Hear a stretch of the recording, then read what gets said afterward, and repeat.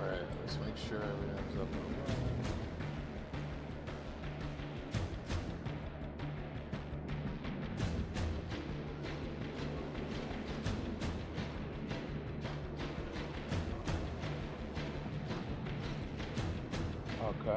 Okay, we're active,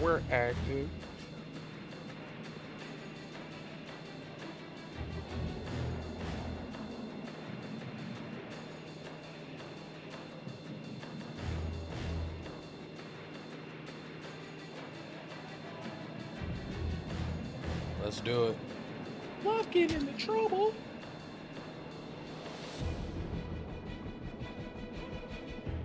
Oh, I should have got another cup of coffee before I went live. It's all good though. What's up, everybody? We are back. I needed to take a slight break from Alan Wake 2 because mentally I'm okay, but I just needed a break. So we're gonna be playing some Battlefield, and we're still raising money for the Nicklaus Children's Play It Forward event. And we'll be doing this up until for a bit, because I know we have our LV1 Gaming podcast tonight. So I'll be back podcasting with the team. It's definitely been a while since I've done that. But up until that point, we will be playing Battlefield, and then I'll jump to Alan Wake 2 after I die a little bit in this. So I'm trying to get my assault class up. Let's see what we got, because I'm trying to unlock the deploy beacon.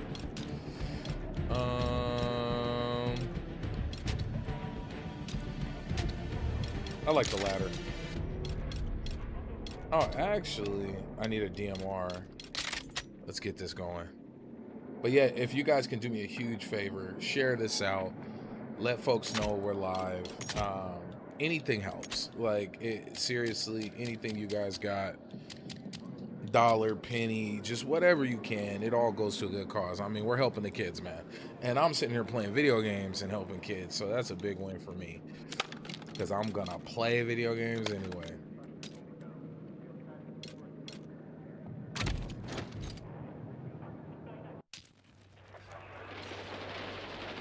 Let's get to it. Hostile casualties are being reported.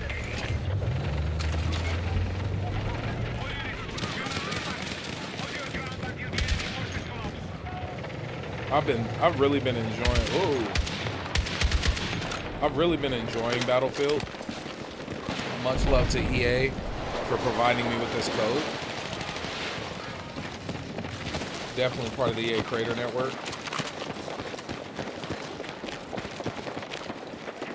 Oh, they're on the roof.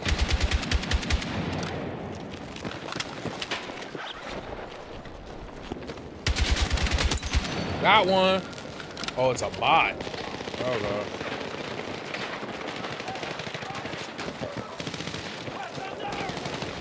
Run up. Oh. Rinsed. Got washed. Quick dishes. Everything's changed. Hey, the medic!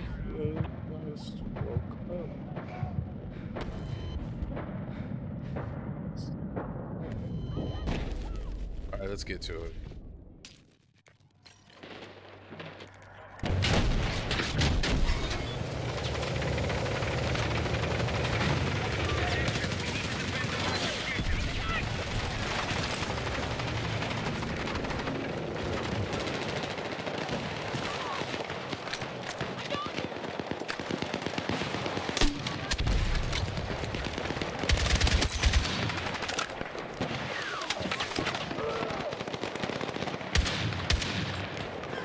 That's 10.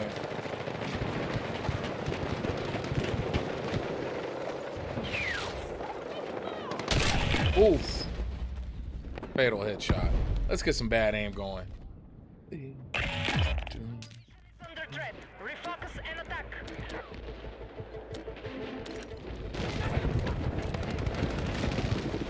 Going for it. Going for it, Charles. Going for it, Charles. I told my wife I won't yell too much. So.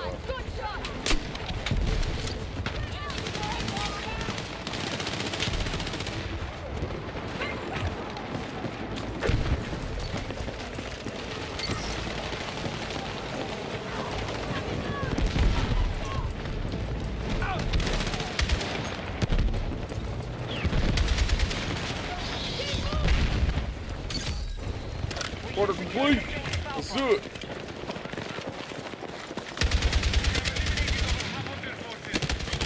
Damn it.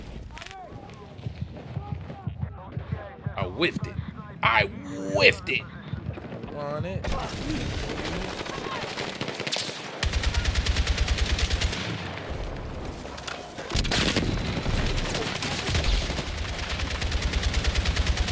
I'll empty a whole clip.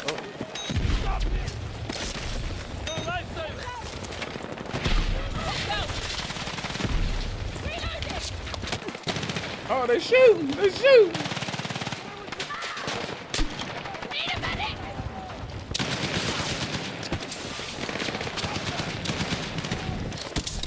Get up, soldier. Oh, I got it. My life was just destroyed right there. Right there, it was destroyed. We gotta hang in there.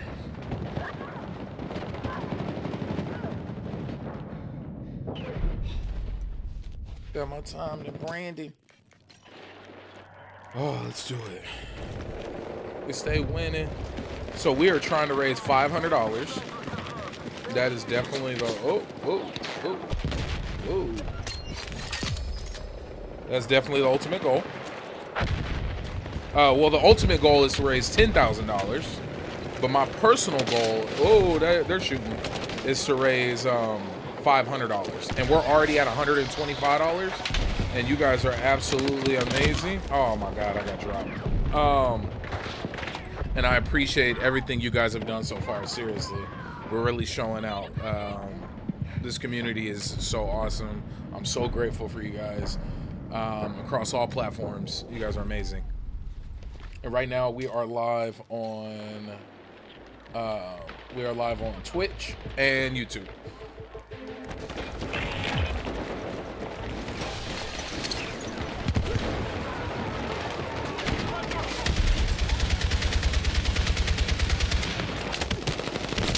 Oh my God, I'm getting washed. I am not doing well.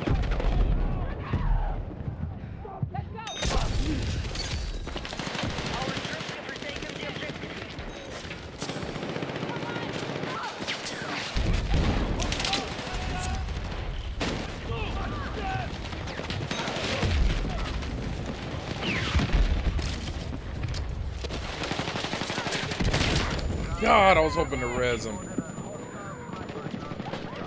I was trying to get out of the line of sight of the snipers. Oh, but I walked right into them. That was horrible of me. Oh, they're waiting. Oh, these dudes is vile. Vile individuals. They don't know I'm trying to raise money for the kids. A little something for the kids.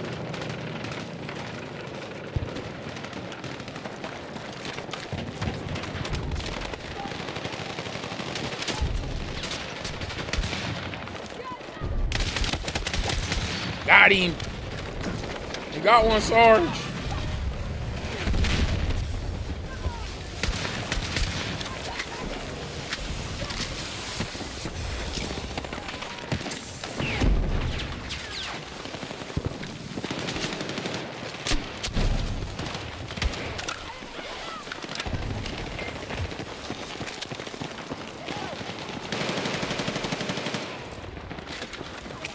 I'ma get me one.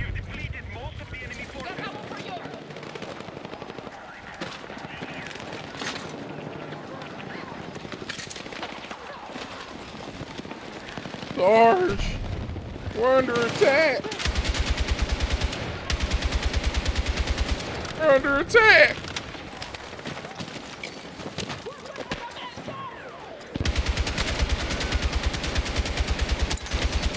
I'ma get me one.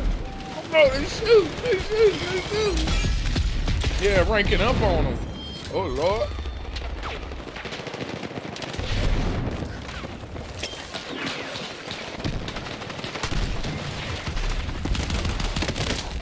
Really? Did I just get murdered by that bot that way? I had to switch to my pistol. I just had to switch to my pistol. Oh, Lord. Lord. I blame myself. Move to attack the marked objective. I definitely blame me. I did that. That was definitely fault on me. Objective Alpha is under control.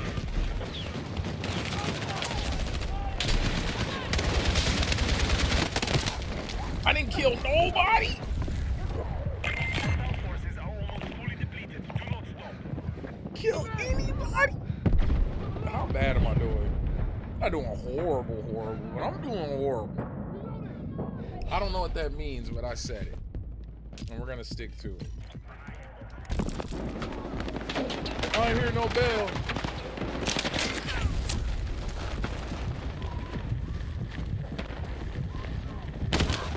Oh, Lord.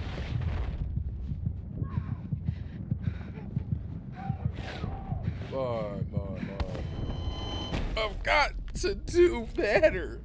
We're gonna call this a warm-up match. Definitely a warm-up match. Oh, what? From where? Oh, I see him. Okay. Objective I Alpha see has him. been lost. I see him now. Attack support is needed on the marked objective.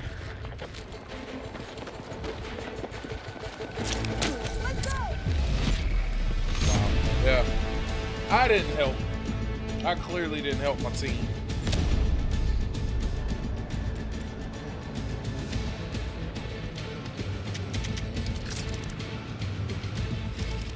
Alright guys, I'll be right back. I'm gonna go make some coffee.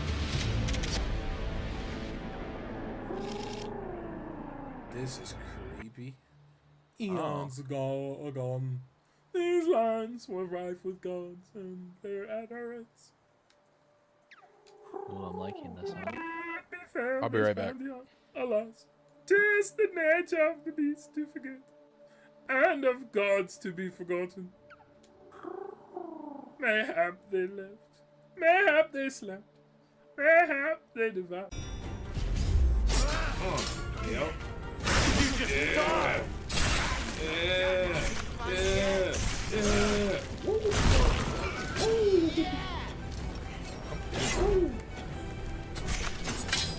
Oh, bumpers. Go back into it.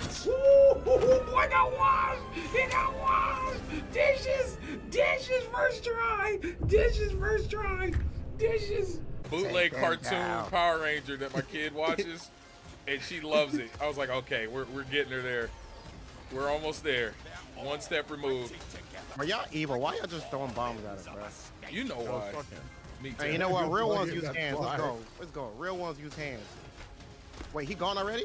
Yeah, he got meat downed. Oh, he got me down. Yeah. Oh, Lord. Oh, hot cheese and crack. Oh, chest. Big chest. Yeah. Hey, we beat.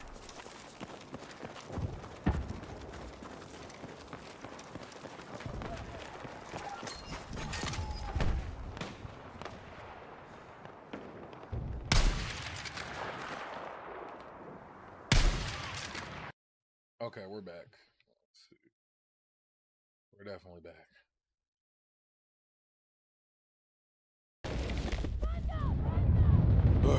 Let's get it going. Definitely got killed by a tank. As soon as I leave and come back and murdered by a tank. Leave, come back, murdered by a tank. Like this math.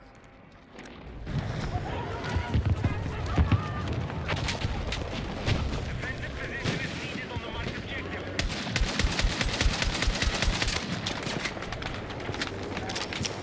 Let's go!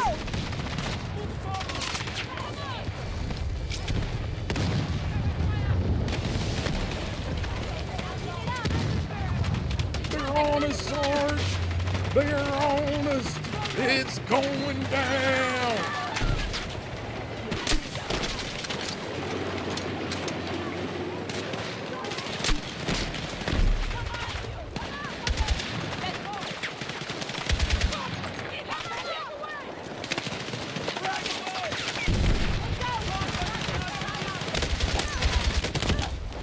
I got him, Sarge.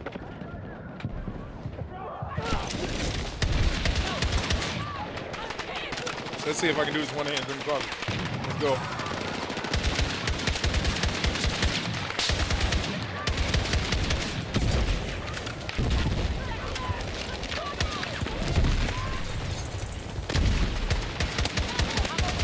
Oh, I got me one! I got me one! Somebody clip that!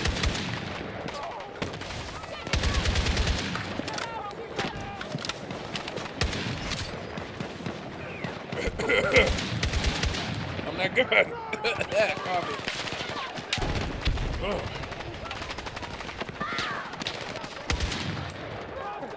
Let's see.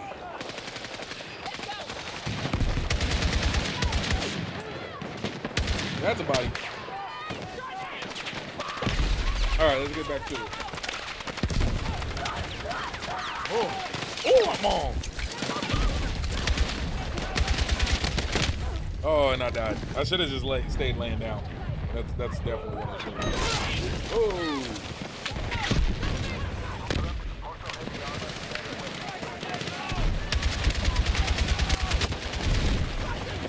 Somebody explain to me why that soldier is dead.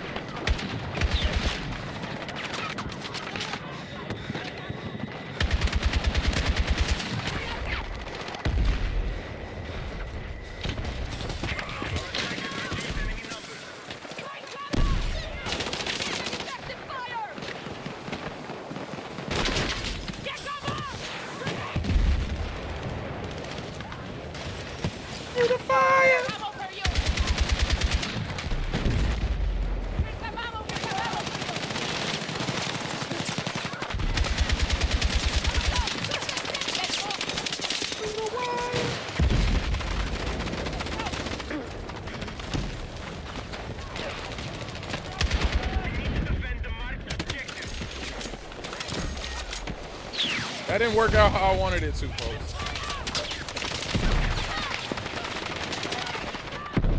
We're tracking you outside the combat zone.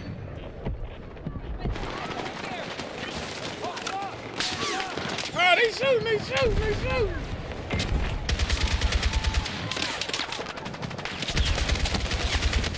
They shooting, they shooting, they shooting, they shooting. Ah, they shooting. It was a tank. My wife's gonna kill me.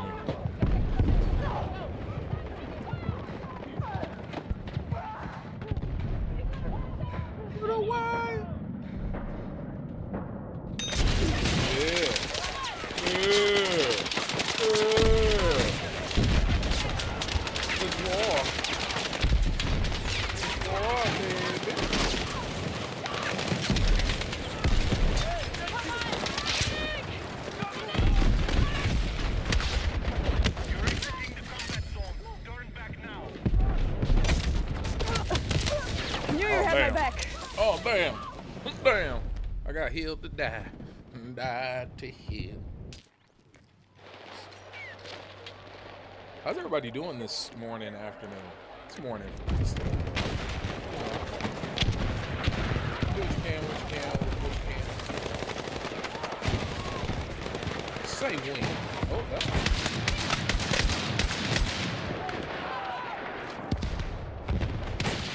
say when. Damn it, it was two of them.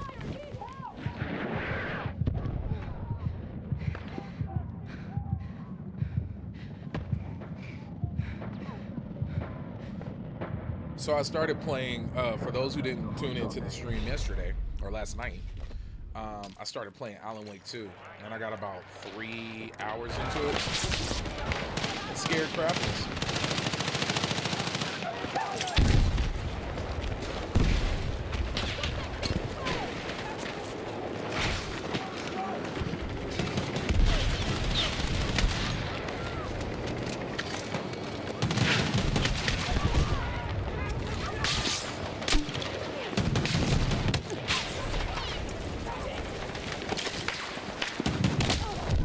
I was hoping it wouldn't notice me.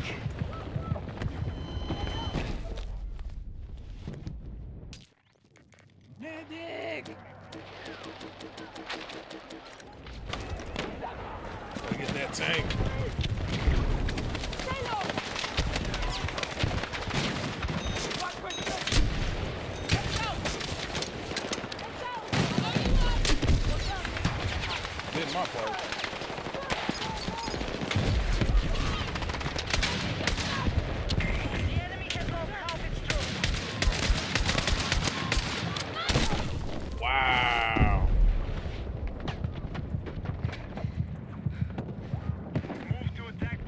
The things I do for XP. Need a medic!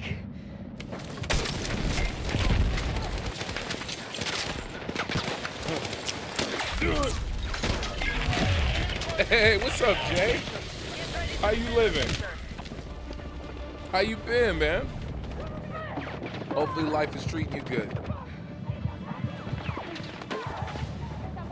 I'm sorry to put you to work right away, man. If you can do me a big favor and take the link that's pinned and share that out, let folks know we're live. We are raising money for Nicklaus Children's Play It Forward event for the Nicklaus Children's Hospital.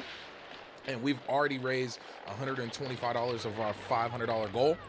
The overall goal for the event is $10,000, but every dollar, every penny counts. Anything to help this hospital.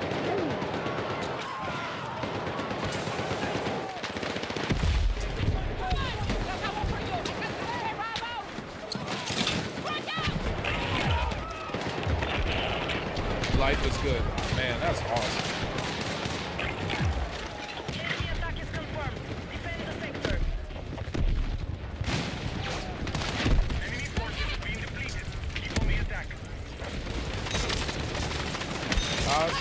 Slipped in the kitchen.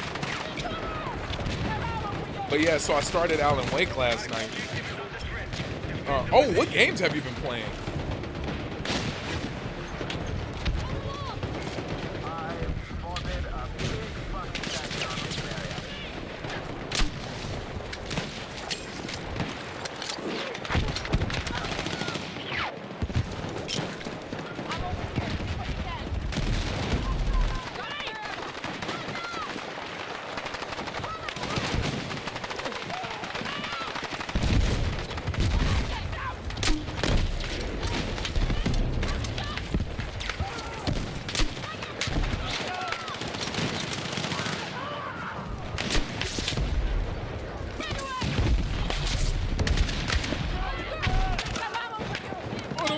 Sarge! We're under fire!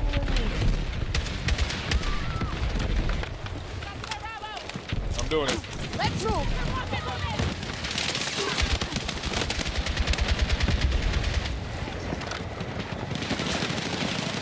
They shoot! They shoot! They shoot! They shoot! They shoot!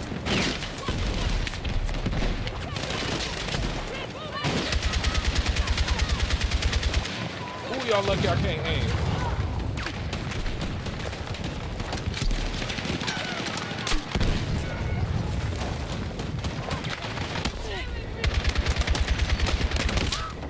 He didn't die.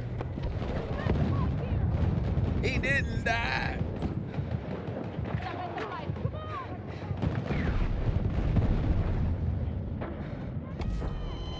That's a tank.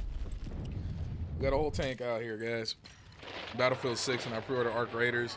I'm on multiplayer run right now. It seems the only way I have fun, the only way I win a game right now. Hey, honestly, dude, that's everything. Like, just having fun. Like, the fun factor is everything. Like, there's no ifs, ands, or buts about it. Like, what's fun?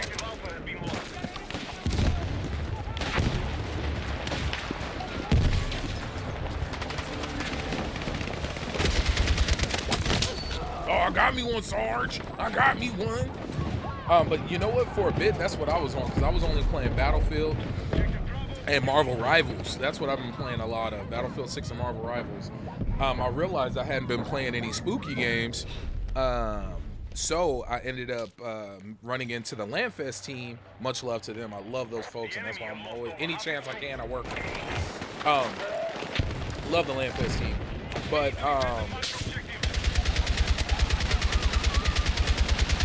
I realized I hadn't played any horror games, and so when they had the Halloween Heroes event, I was like, oh, I have Alan Wake 2. Let me play it. And that's what I started last night. So, but yeah, outside of that, man, it's been multiplayer.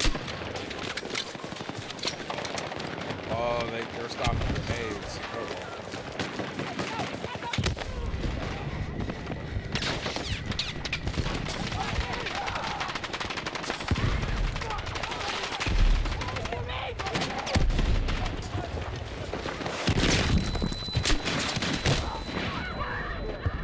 Should have cleared right. Should have cleared right. How you feeling about Arc Raiders? You been having a good time with it?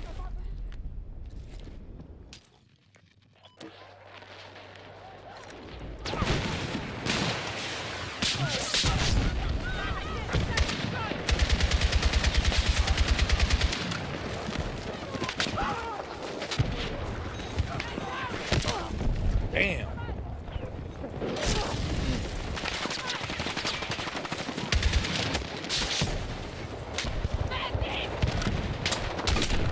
Damn.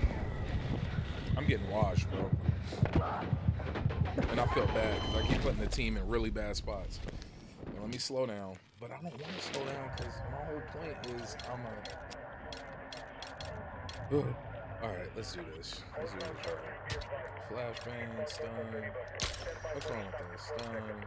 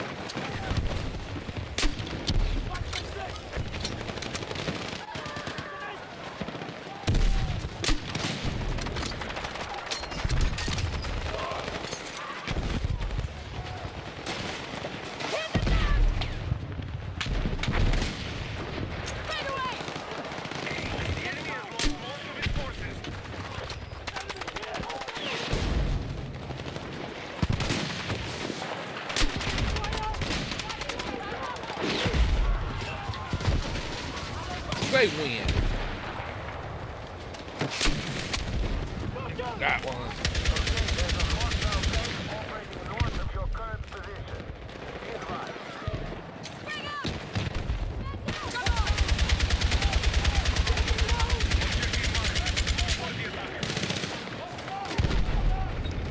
That's not good.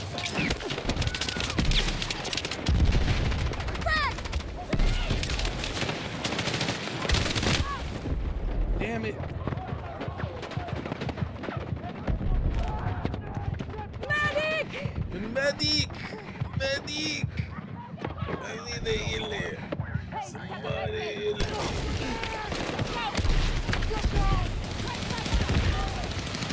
Never played the game, missed all the betas, heard the concept idea. Oh yeah, bro. It $40. It's definitely, I'm glad they put that price tag on it.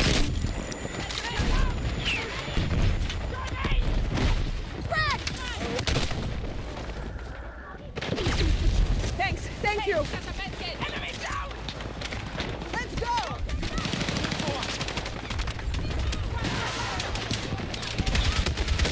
That's a tank. Where's my door?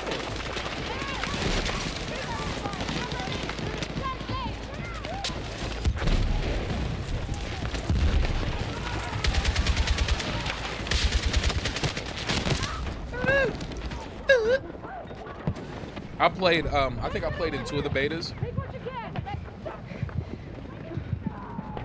It's definitely fun. Like, it's a fun concept.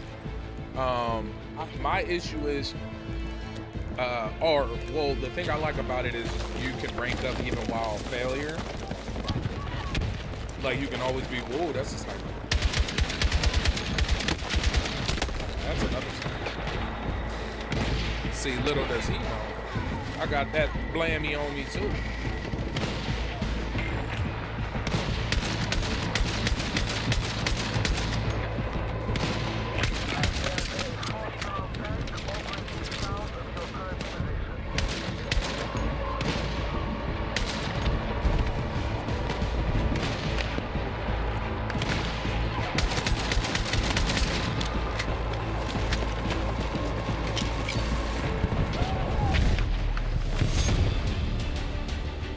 Felt like I didn't really contribute on that one, but these warm-up matches is beating my behind. I'm sorry, y'all. This is not my best play, but then again, bad aim and good times.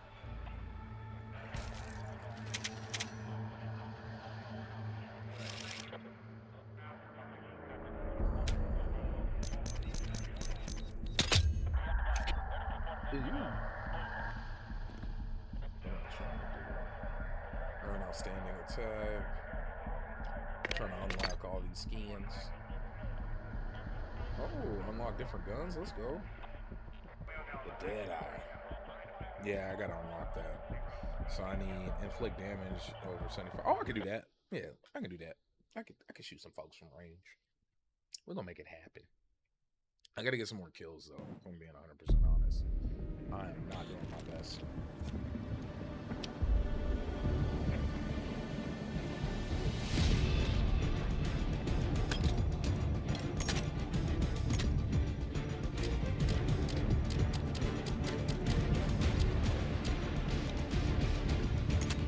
Got the 40 round on there. Gotta relieve that pressure. Oh yeah, put the suppressor.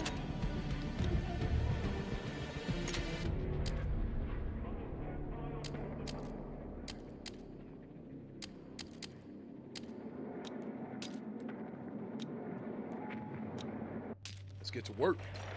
Get to work.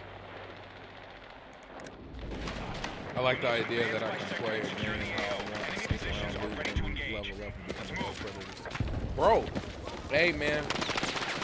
And then what's so dope is you can leave at any time as long, you know, of course, making sure you actually get to the evacuation. Ooh, that's a sniper. Close back!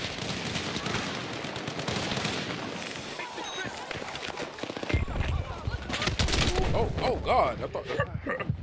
Oh my God! Push. It's a family event.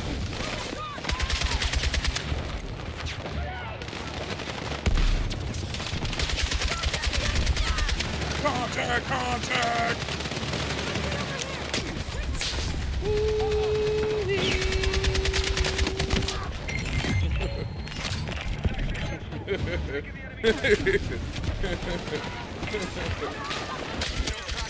Got me one hard.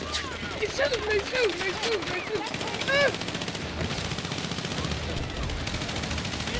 Doinky! Sarge! They're everywhere. Oh, I'm hit. Sarge! I'm trashing Battlefield, but I love playing. Bro, Battlefield is so fun. Whoa. Hey.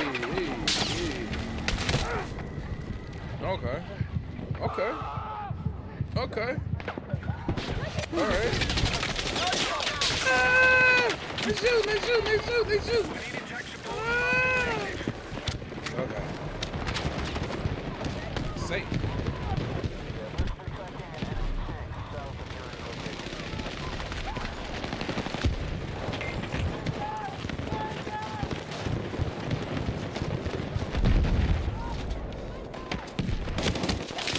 Whoa. Going in. Damn it. I just got my drone on the truck. Ooh, yeah. See, the reason I'm using the assault class is because I want to get the respawn beacon so that I can place it in dope places and then switch to my other class. So I can help out the team while still build. Like, that's my whole thing. I like this game because the team factor is huge.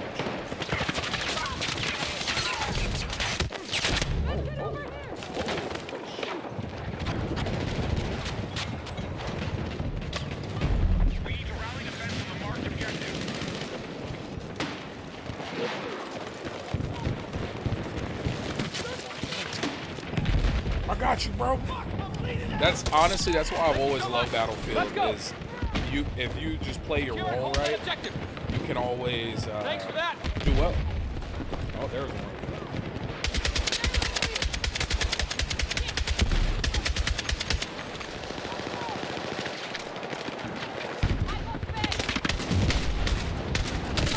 Damn it.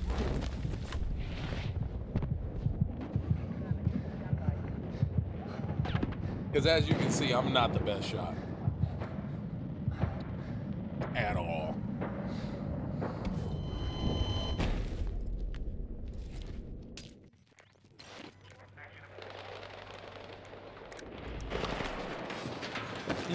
That's fair.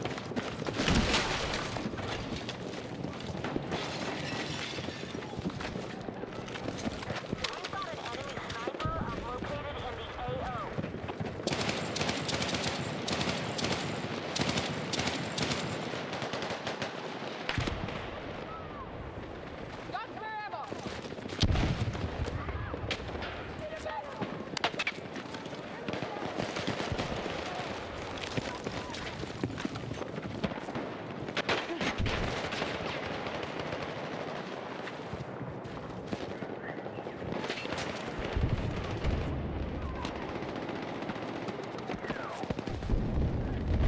I spot him, but I don't know if I got him.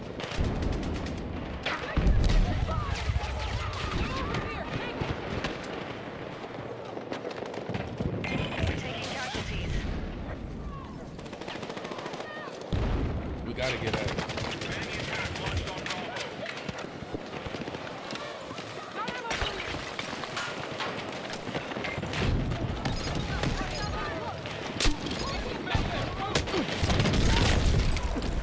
What was I thinking?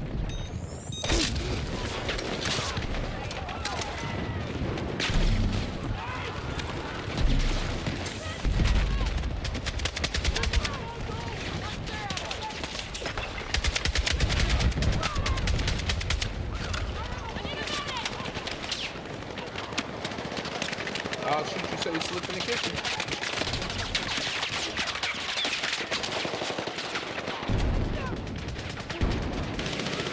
Yeah, go ahead and poke that little head around the corner.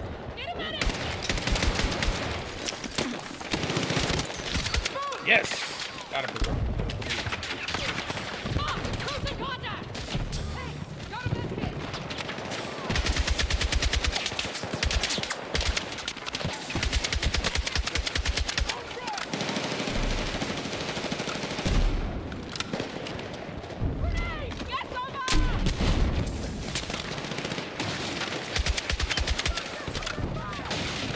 Contact!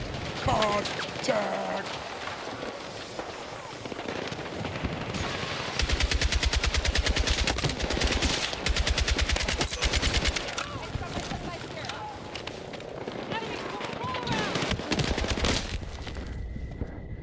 You aim at one and then the other one hits you.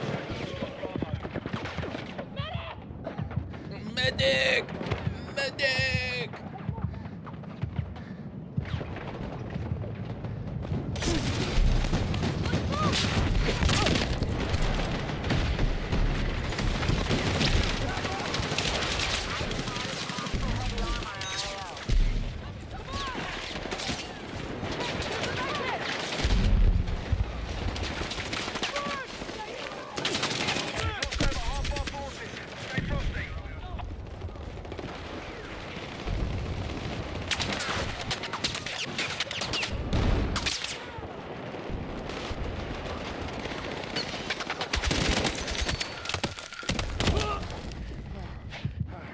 Got me one. We're surrounded.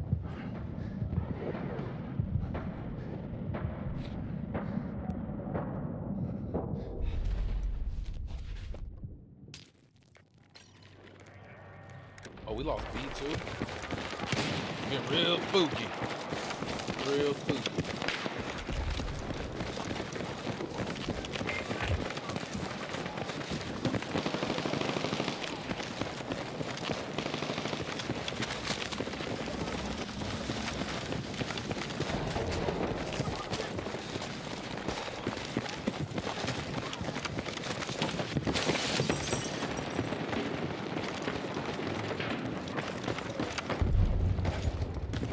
Not the route I wanted to go.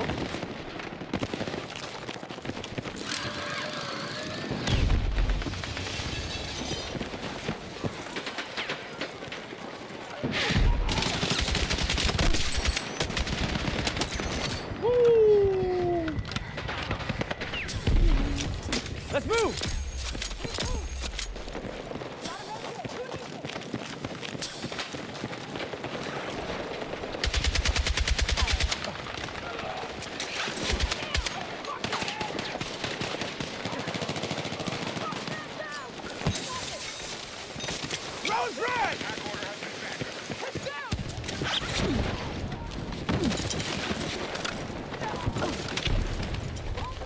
We in here. We're attacking objective Alpha.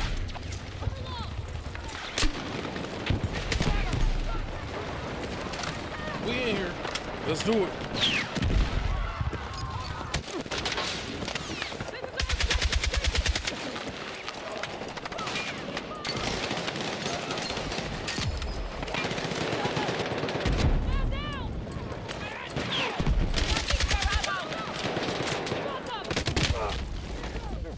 Oh, damn. I had my back against the door.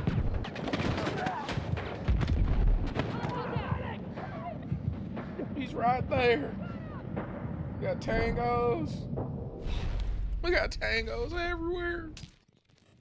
Scoot. Move to attack the marked objective.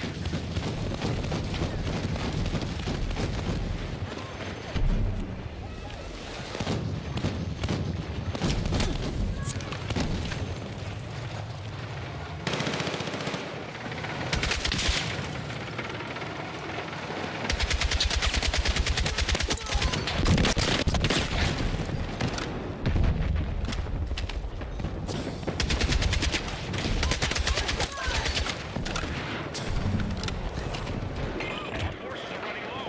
Don't be easy targets.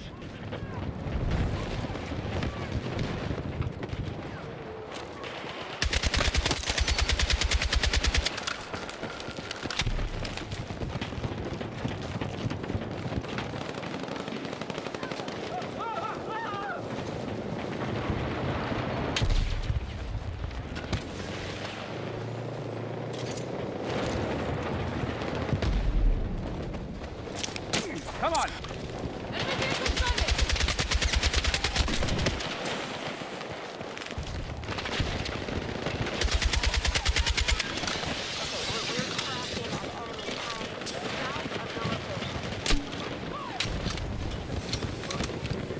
Rally defense on the marked objective.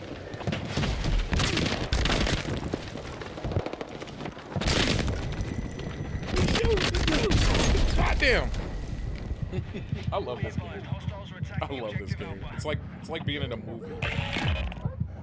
Like seriously, like that's the best way I can explain it. It feels like you're playing a movie.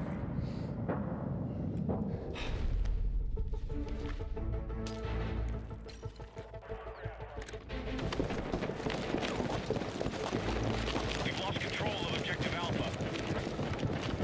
Yeah, they got us.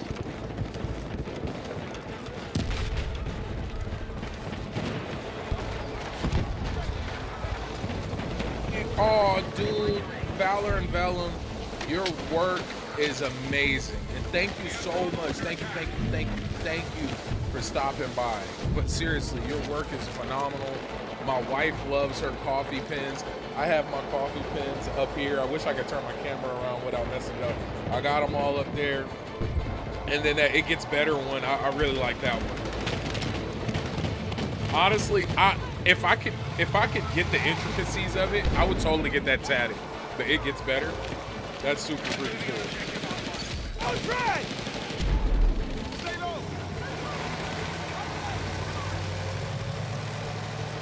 Dude, I got my I literally just made some, and like I just finished this off. I gotta get another cup going. Oh, right, Dunder Mifflin all the way. So do you have any other events coming up? Are you going to any other conferences or expos?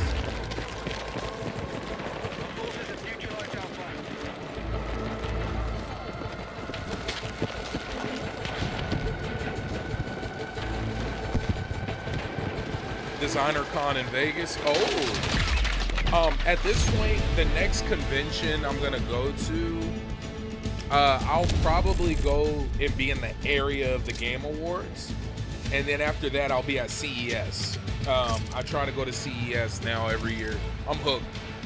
CES is easily one of the coolest things I've been to. But Designer Con, is that like fashion overall, or is it like arts and crafts? Like what kind of, is it just, because when I think of CES, it literally is everything from like animal technology to body suits to help you with mobility. Oh, designer toy. Whoa, that sounds legit. Are you setting up shop? Like, do you have a booth? I'd go so broke. A lot of resin and vinyl pieces. Ooh. I'd go so broke at an event like that. It's not even funny. I'm actually kind of glad I don't have much space anymore. Like, I stopped really buying functions. That's a lie. Yep, I have a table. Oh, nice. Do you ever go live designing your pieces? The reason let me see. Yeah, I spend all my profits on toys. Yeah, like 1,000,000%. I had to stop, dude. Like, honestly, that's why I got into enamel pins. Is because they're small enough to where I can set it up. Like, I gotta order more cork because I haven't put up all the pins I got from like YouTube and whatnot. But definitely, definitely, I'm hooked.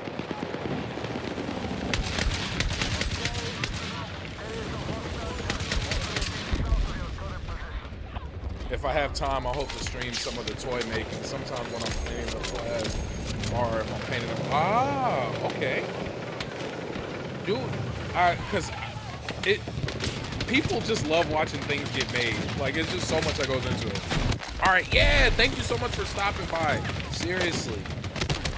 And looking forward to, look, I'm following you. Looking forward to whatever new pieces you come out with. Especially centered around coffee. I'm there. I knew you had my back.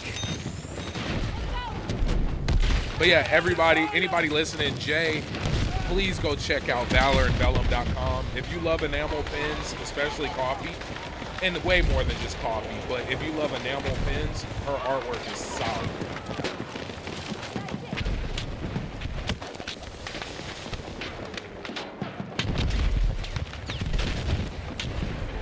That tank is really behind us.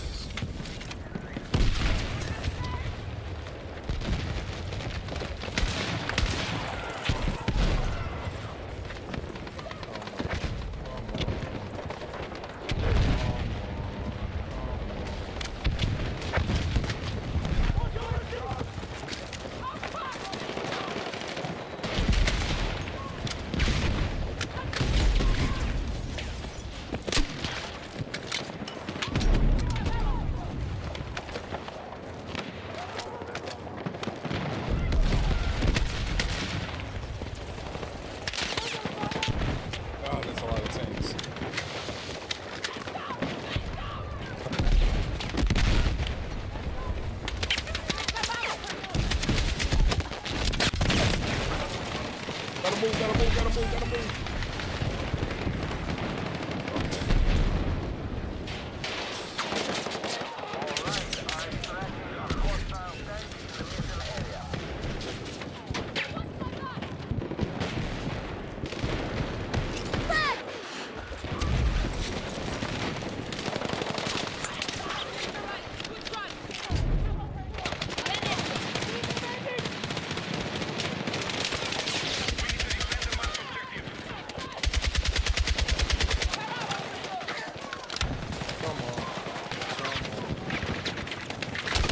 Oh, that was not a good decision. Bad decisions were made. Bad decisions were made.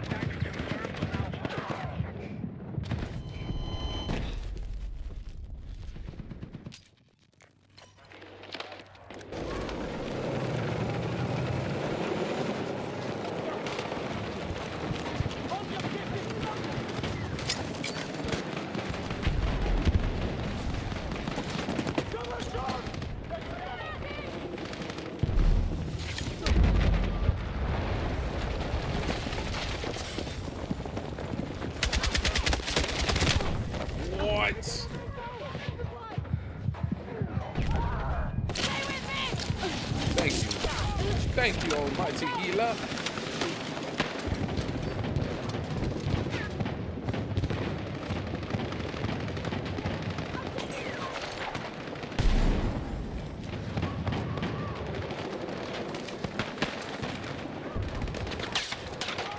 That's a tank.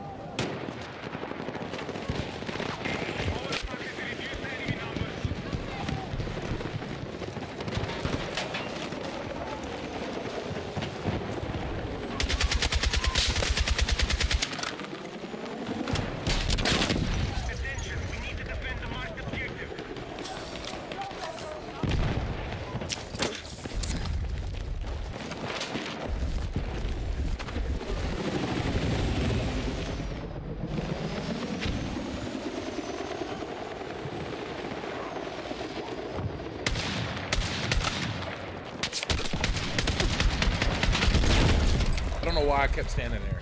I should have moved. I should have pivoted. We're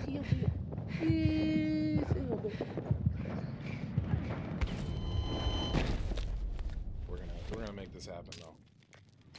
Scoot, scoot.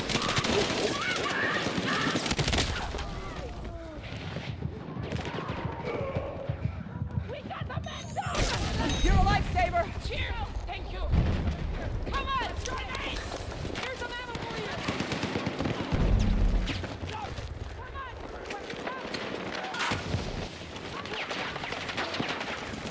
on!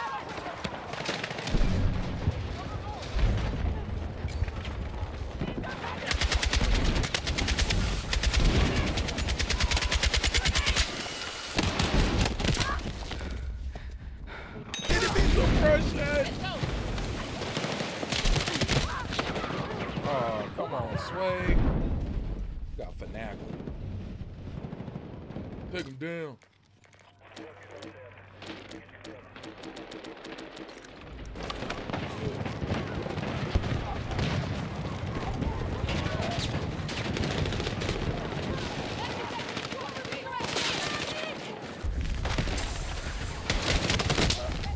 Really? Thank you. I owe you one. Double thank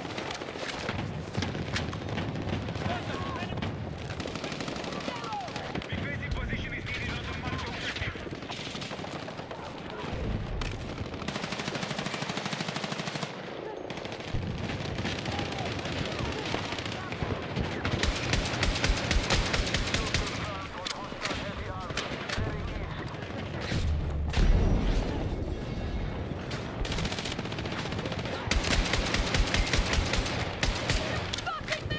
There's a faggot behind the truck.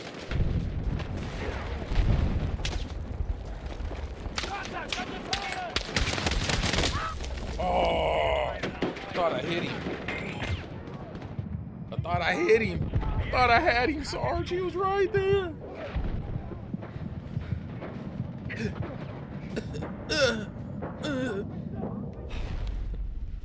Hit him with an anime failure. Did you broadcast names for games? That was today. Oh crap, Obis. No, I didn't. Oh snaps. And my kid was in it. My kid was in the video. Oh God, I'm gonna have to go back. Obis, that's totally my fault. And it's funny, I was just talking to Dez last night.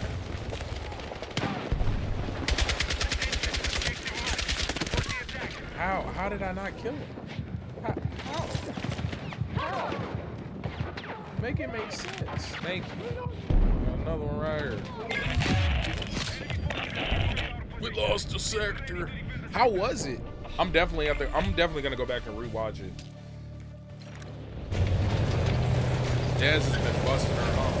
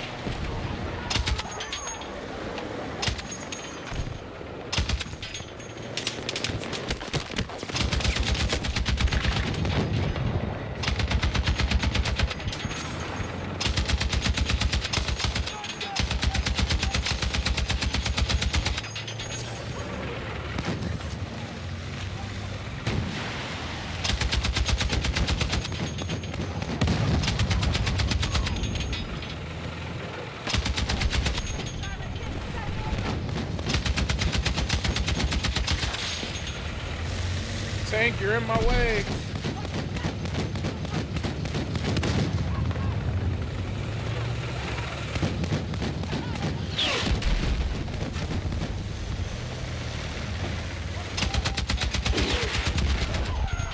Enemy forces are being depleted. Keep on the attack. Oh, he was behind me. How did it go, Opus? Hostiles are attacking objective Bravo. Guys, don't hate me. I'm so sorry. Defensive position is needed on the marked objective. I probably got another hour. After this match, I'm gonna switch to.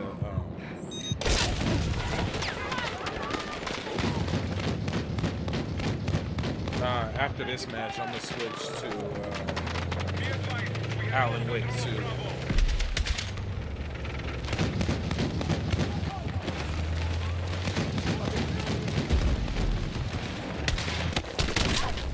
I'm horrible. I'm absolutely garbage, yo.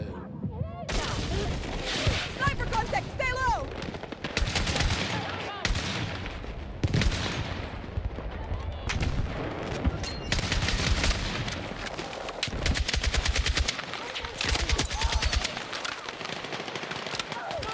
Right away!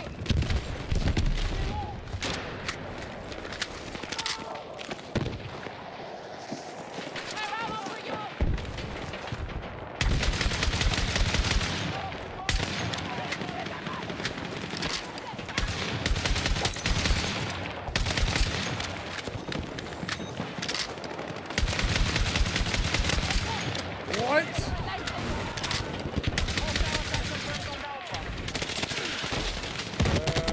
That's a tank.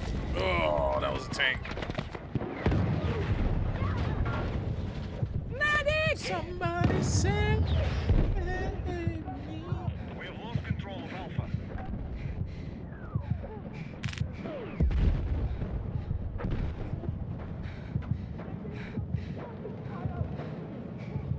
Move to attack the marked Hit! objective. Be advised, Alpha has been Solo, captured if you can by get me, hostiles. don't get in their line of fire. They're right over there. Right across the building. Oh, I'm doing horrible.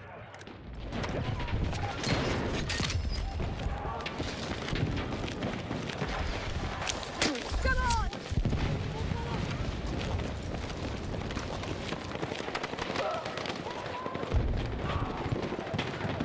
Hostile forces at half strength. Deplete them further.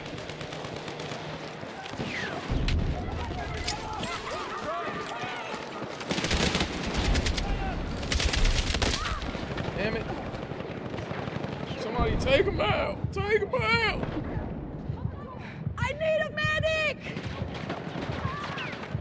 Right there.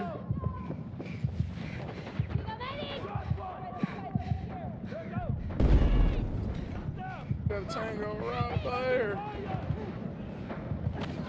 Yeah. Yeah. Yeah. That's teamwork right there, baby. Hey, thanks. It's working.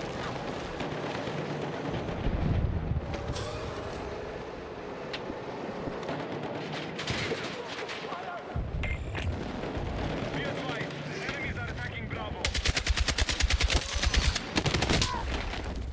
Well, I got one. Finally. Need a medic! It's a medic. Medical. Medic. He alive. Need someone to Medic! heal me. Medic. Medical. Medical assistance. Need a medic! Help. Help. We have lost control of Bravo.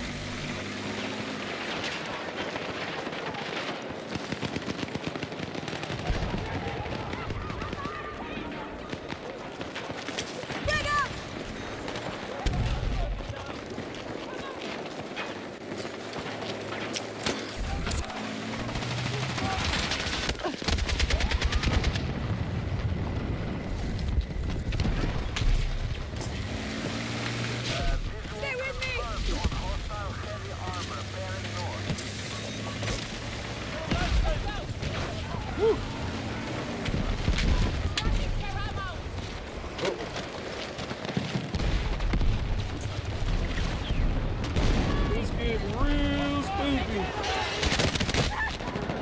didn't kill him?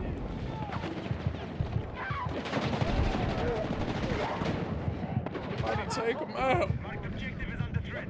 Defend the position.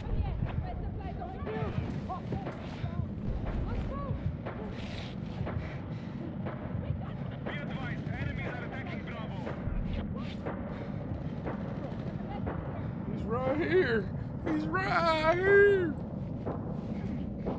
Oh, they set him shot tough.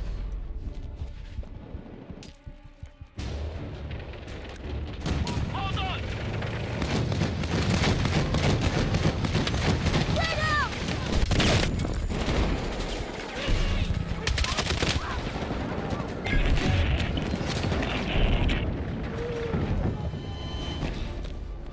I tried in the worst way possible, guys.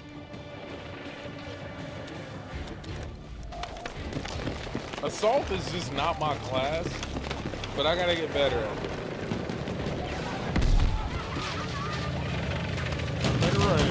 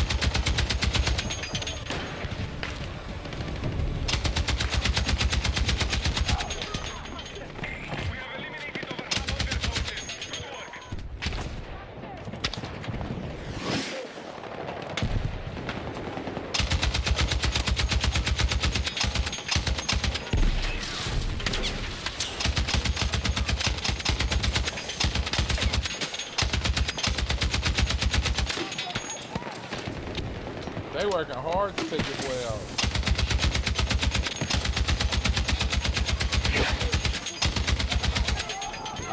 Shoot, you say you slipped in the kitchen.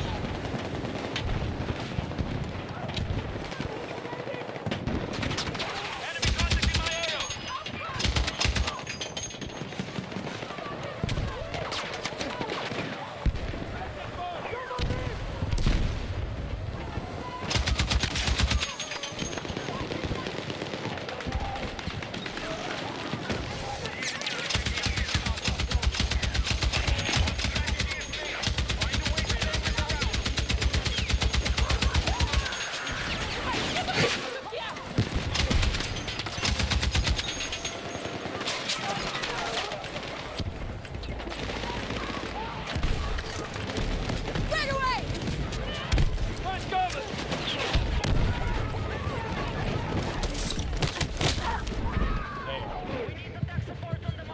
He sat there and waited for us.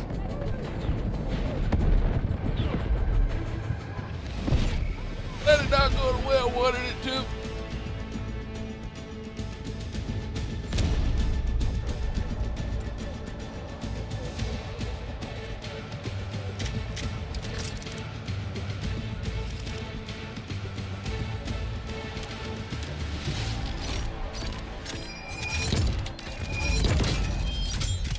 Ooh, I got the RPK.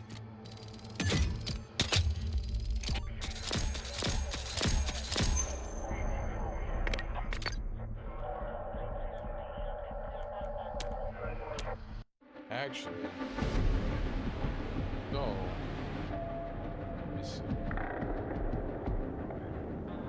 YouTube.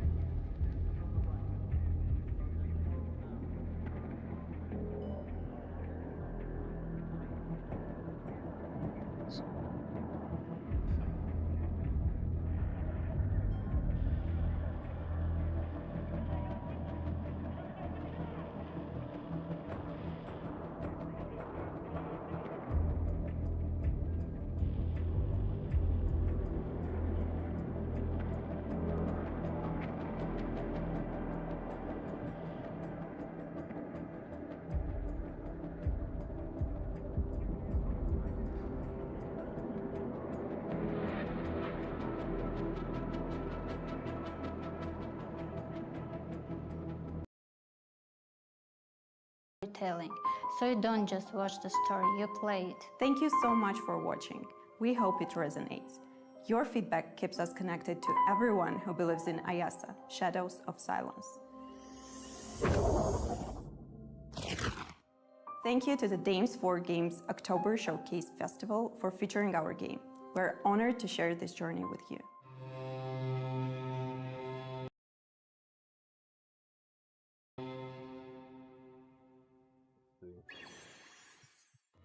Everyone, we're Lucy, Clara and Julius behind the camera. And together we are Mux Games, the indie team behind Frida is Changing. Frida is Changing is a spooky point-and-click adventure. You play as Frida, a 14-year-old who's furious and determined to find out what happened to her missing sister. The whole village is full of strange glances and locked doors, and nobody really wants to talk. So you'll be sneaking into conversations, digging through puzzles and piecing together the messy past that everyone hopes will stay buried. And all the while, time is running out. The next full moon is getting closer. This game is very personal to me. Creating the story and Frida as a character feels powerful because I can finally create the female lead I've always wanted. A girl who is allowed to be angry, even though society often discourages women from showing anger or voicing their opinions. Frida is Changing is a story-driven game, so we have a lot of interesting characters and witty dialogues. But we didn't just want to have those little boxes at the bottom of the screen. We're all struggling with our attention spans, and we knew we needed something maybe a little more engaging. So dialogue fills the whole screen, comic book style. Characters shift their poses, speech bubbles change shape and size with emotion, and little emoticons pop up when things get heated. When you choose what to say, you don't just click a button, you press and hold big animated arrows shaped like emotions. Every choice changes how people treat you and where the story goes. Since we have dozens of dialogues, I built a custom tool for this. Our branching dialogue is written in Excel, then converted into data that the tool turns into full scenes with a click of a button, with all the bubbles, expressions, and choices already in place. That way we can focus on making conversations feel alive without spending months placing every speech bubble by hand. Frida is Changing is spooky, strange, and very close to our hearts. As women making games, it means a lot to us to bring these kinds of stories to Steam. If you love mysteries, monsters, and maybe a little righteous rage, please wishlist Frida is Changing. It really helps us out. Thanks for watching, and happy Halloween!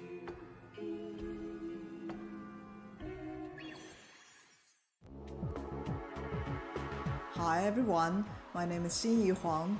I'm a costume designer, illustrator, and theater director from Shanghai. I'm also the primary illustrator and character designer for Psyche and Fuse. Psyche and Fuse is a brand new RPG horror adventure game which follows in the footsteps of classics like Ip, Yumeniki, and The Crooked Man. You play as a wanderer tasked with uniting worlds and their past selves. In an interdimensional adventure, explore unique worlds filled with threats, puzzles, and horror, and unravel the mystery behind 2.5 gods at war. My role in the team primarily consists of designing all of our wonderful characters, drawing cutscene graphics, and creating the little map sprites which fill up our world. I'm passionate about creating characters that don't stick to traditional gender norms. I like focusing on clear shapes and strong personalities, rather than adding lots of detail. I'm also very interested in developing my own visual style, and I enjoy challenging trends, so that my work feels more honest and personal. I also work closely alongside fellow Dame Rolling, our environment illustrator, to help create the creepy and uncanny worlds in our game. Rolling and I are both newcomers to the games industry, as our professional backgrounds lie predominantly in theater. As a result, the project has had many first times and has been a real learning experience for the team and I. Don't forget to wishlist and follow to stay up to date, as we'll soon be announcing our official release date. Thank you to the DAMES 4 Games team for having us, and enjoy the rest of the show.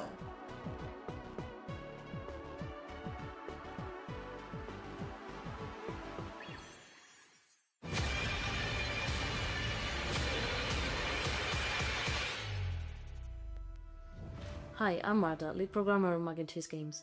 I'm part of the team behind Void Martyrs, and my job is to make sure that the game feels as terrifying as it looks. We're really excited to be part of the Games for Game showcase. I think it's so important that women's voices in games are visible in spaces like this.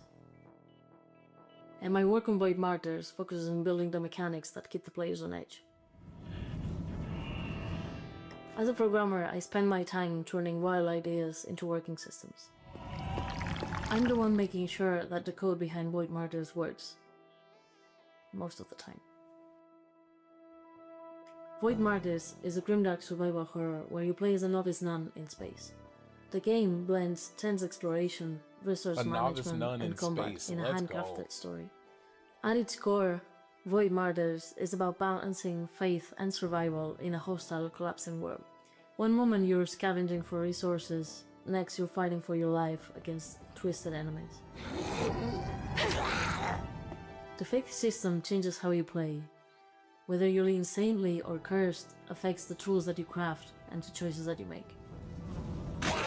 Every decision matters, from conserving resources to deciding when to fight or when to flee. We drew inspiration from games like Darkwood and Signalist, but gave it our own twist. Void Martyrs is built to feel tense, atmospheric, and story-driven. It's been both challenging and fun to bring this strange mix of survival horror and space nuns to life. Thanks for watching. Please wishlist Void Martyrs on Steam. It really helps us share the game with more players.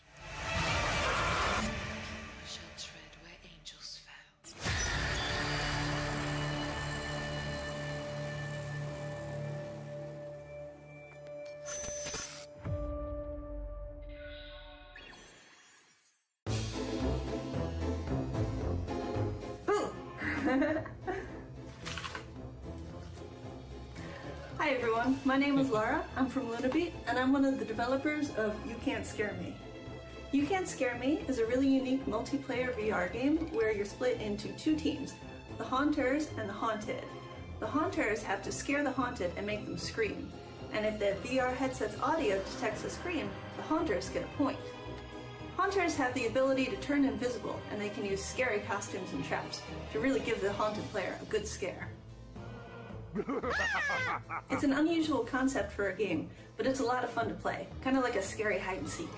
There are 5 of us that worked on the game, and my role was designer and team lead. I did a lot of the administrative stuff. I got the team together, did lots of paperwork, lots of organizing and planning, and then I helped design the actual game itself. I laid out all the levels, and also I worked on some of the 3D models. The inspiration behind our game was horror movies. We created 8 classic spooky locations for players to explore and hide in, like a creepy hospital, a cabin out in the woods, and an eerie liminal space, and our favorite, a haunted theme park. The traps and costumes are really fun too. You can set them for other players to encounter, and there's tons of different traps, like swarming bugs, flying knives. This is creepy. Eons ago, these lands were rife with gods and their adherents. Oh, I'm liking this one. Befell this pantheon, alas, 'tis the nature of the beast to forget, and of gods to be forgotten. And we're back. I'm not gonna say that I was scared through any of that. I found it thoroughly entertaining. This is creepy. Eons ago, these lands were rife with gods and their adherents. Oh, I'm liking this one. Befell this pantheon, alas, 'tis the nature of the beast to forget, and of gods to be forgotten. Mayhap they left, mayhap they slept, mayhap they devoured. Yep.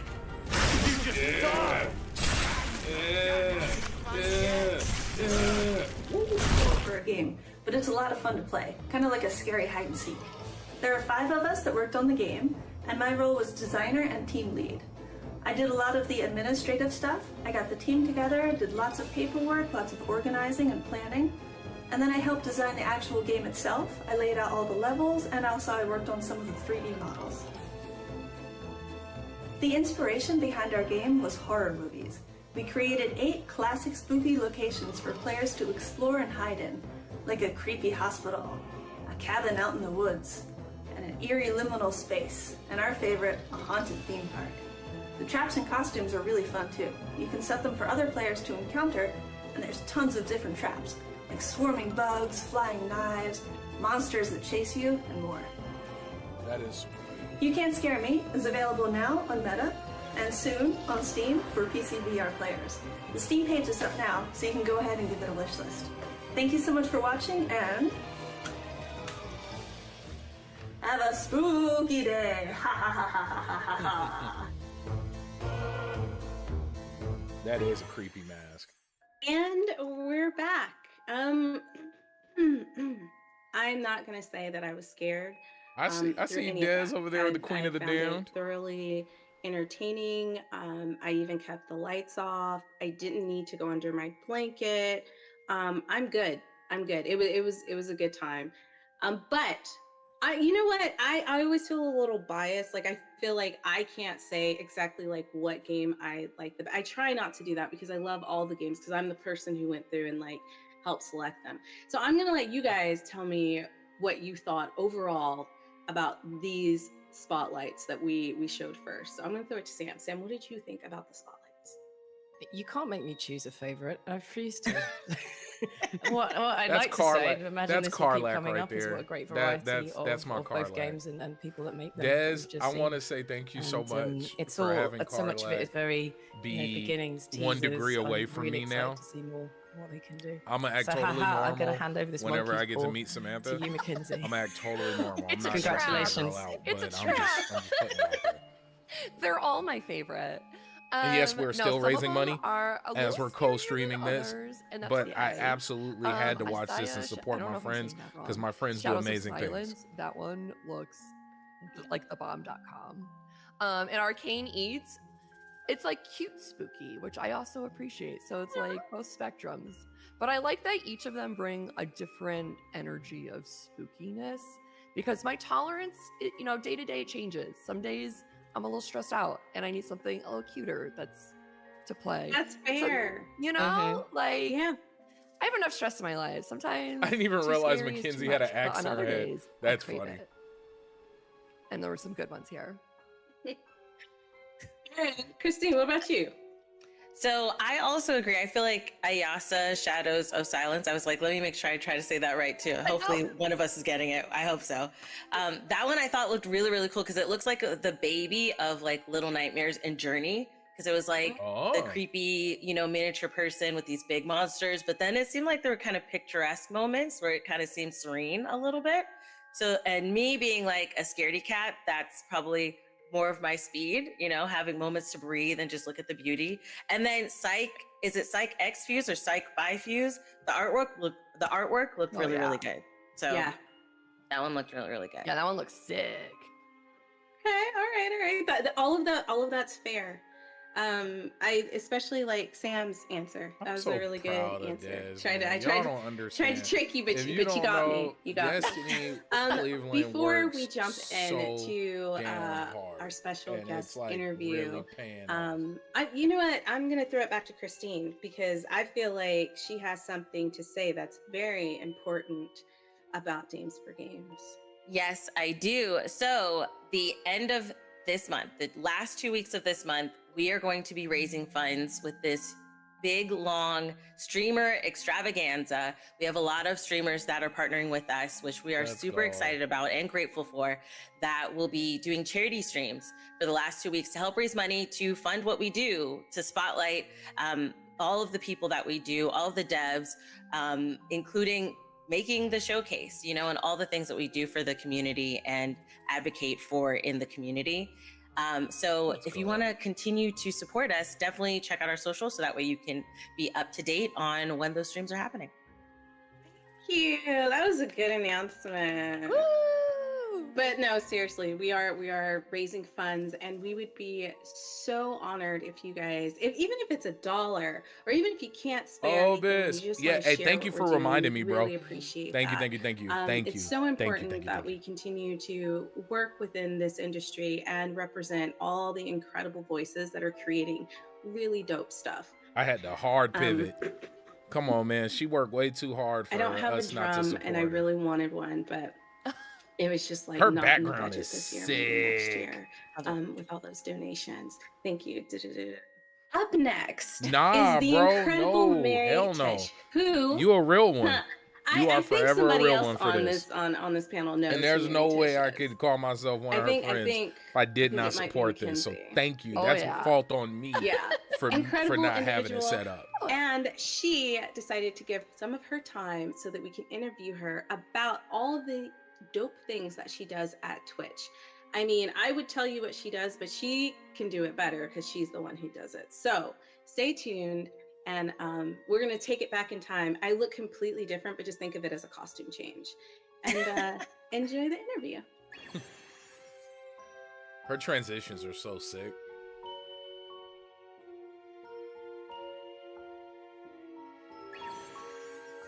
Hey everyone, welcome to our special guest interview. I'm super excited to be introducing Mary Kish, who's done a lot in the industry. And you may not know what she's done, but we're going to jump into it because she's kind of like, I don't know, your fairy godmother who's making magic happen behind the scenes. But before I jump into the interview, I'm going to let Mary introduce herself and talk a little bit just kind of about like gaming and why she's got into it. And it's going to be a very chill conversation. I'm going to let Mary lead, and I'm going to try to talk less because I know I talk a lot when we're doing these interviews, and I want you guys to hear from this amazing individual. So Mary, tell us a little bit about how you got into gaming. Like, have you always liked to game? Thank you so much for having me, Destiny. I have to just start saying I really appreciate being here and having the opportunity to speak to your wonderful audience. I have been a gamer my entire life, and I've been in the games industry for over a decade now, which is really incredible to say out loud. But I started humbly with my Sega Genesis, playing Aladdin. Yeah. Jurassic Park, and a lot of classics. This was back in the day when movies all became games. Yes. Which were my bread and butter. Lion King, hello, one of the hardest games ever made. Yes. Facts. And so I really sharpened my skills as a kid, recognizing that gaming was very important to me, and I wanted to break into it. But it actually was my love and obsession for video production and editing that ended up being my foot into the industry. I loved editing, and that's kind of how I broke through. No, that's really interesting because I think a lot of people, when they think about being in the game industry, their mind immediately goes to, I need to make a game. Yes. And so the reason why we try to have different individuals and industry professionals to interview is to show that there are different ways that you can break into gaming. It doesn't necessarily be like, I have to develop a game. And I love that you took something that you love to do and you were able to get into an industry that you also loved. So can you tell us a little bit about maybe not your first job, but your first foray into the actual gaming world with the skills that you learned? Sure. So I've been dabbling in games for quite a long time, and I always thought of it as a hobby. I did do a game jam a long time ago, which I do recommend. I recommend everybody participate in one game jam and just enjoy the process. But what I did was I made a documentary about that game jam for fun. Oh, dope. I'm a video editor. That made more sense to me. And so while I enjoyed helping script and write the game jam, what I ended up doing was documenting the process, putting it up on a channel and saying, this is so fun. I want to do this more. And I made a humble indie game marketing company called Indie Vidi, where I basically said, listen, if you guys want, I'll help you make your first video game trailer for free because I'm trying to cut my teeth. I'm trying to learn what I'm doing here. And I used these little pieces as stepping stones to build my name in the industry and showcase that I really wanted to help. I wanted to be involved. That also gave me my first look into what marketing, PR, community management would look like. And during all this process, I ended up making a bunch of different games for a bunch of game trailers for some wonderful games. And I compiled all this footage. Sometimes I would play the game. Sometimes I would react to the game. Most of the time it's just footage. I got an opportunity to apply to GameSpot.com, which is a video game review website. Yeah. And I had all this footage. And I said, here's a really good example of all of the different skills that I would offer if I worked there. I can edit, I can produce, I can host. Here's 20 videos that I've cut. And they loved the Game Jam video, which is really good. They were like, oh, this is like documentary work. This is really fun. You should come by and interview. I ended up getting that job. And I was one of very few women who worked at GameSpot.com when it started. The person who hired me, I think she would be fine with me saying, her name was Neha Tawari, and she's always was looking for opportunities for other women in the industry and really championed other women. And so being hired by her was kind of life-changing and a huge game changer for me to have this space where I could show my perspective and also my skill sets.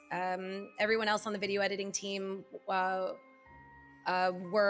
boys, but I was really holding my own and was able to I love these stories, dude. Like review these games or edit reviews and start live streaming. I gotta understand. What I found is that I love live streaming the most. Super fun, crazy to be able to figure out what happens live and never know what's going to happen next.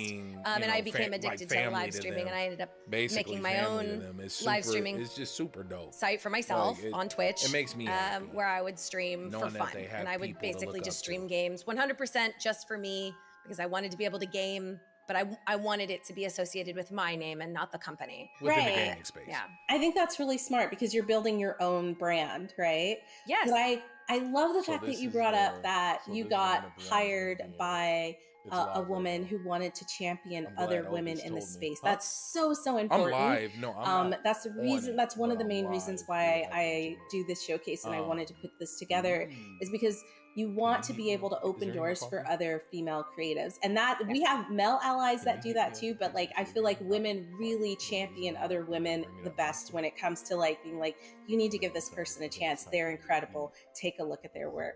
So that's a really cool takeaway from this. And we didn't mention where Mary works, but Mary, can you tell the folks where you work? I don't want to interrupt the interview, that but I'm love gonna hold of on streaming to that really did help propel the next part of my career. Dude, it really when is an opportunity at Twitch came up raising to all help ships. run the Like, it's company's live streams, because Twitch itself does stream I'll say it. on its At own TwitchCon, channel. because it kind of fits into I the applied thing. for that job, and At TwitchCon, I actually ran working for into Twitch a for young 8 kid. years now. His name was Aaron. My job has changed and we kinda significantly really connected since in when line. I wish started knew 8 years ago. His, Back handle and then, everything. I was blanked a on video it. producer But young and dude, 18, showrunner for all of and our live productions, you know, I E3, told him, I was like, bro, TwitchCon, you work name laterally. it, which was really inspiring to me. Work with people. But I met next another to you. amazing woman. Like, yeah, it's cool to by the name of collab Erin and meet Aurelian, your heroes as she goes and the by big names online. and all that. Like, that's super and cool. she Nothing was head wrong of with community, and she But loved you'll making do community better programs that would working support laterally. people, all sorts Everybody of people. wants to reach up to the top, and it's like, bro, she there's so many inspired people me right to next change to you who teams are and doing work for her. amazing things And that you could be a part of. But I'm I gonna be quiet. had 3 amazing years with Erin. I adore her. She actually ended up going to Riot, and she runs all of their community at Riot now. She's such a champion. Love that. And yeah, I mean, like, hello. And she kind of set me up for success. When she left, I ended up filling her giant shoes, which are impossible to fill, by the way. That 1,000,000%. I've done my best, and now I am head of community at Twitch, which oversees many, many programs. So you may have seen some of the stuff at Twitch. Maybe you've interacted with it, maybe you've seen it, but I get to oversee so many incredible programs that support so many incredible streamers, and I still operate our production wing too. Powerhouse. Yeah. I said, tack it on. I said, I want more job. She said, I can handle it. I'm a boss. Yeah. I mean, this is like a bit of like an overused meme at this point, but I did girl boss too hard, and now I have like 6 different jobs, but I do love what I do, and so I don't mind. I am again thrilled to be surrounded by hardworking, talented people who want to watch other streamers grow and the game industry grow. Twitch is more than gaming. Like, it has a lot of different types of content. I do think that is important to state. You can see anything on Twitch. And I always try and preface that. But in 2024, viewers watched 15.6 billion hours of gaming content. So, like, dang, that's a lot. Obviously the space to watch games. And gaming companies know that. That's why prolific companies have Twitch channels where they stream their own games, or have marketing campaigns where they encourage influencers to stream their games. And that's why a lot of the review industry is moving towards streamers or influencer culture. So we're very ingrained into the gaming community. But you can also see food content. You can also see IRL or just chatting. VTubers are exploding right now. There's just a whole world on Twitch. But gaming is, what I always say is, it's our bread and butter. It's just kind of like ingrained into our DNA. We couldn't do it without that.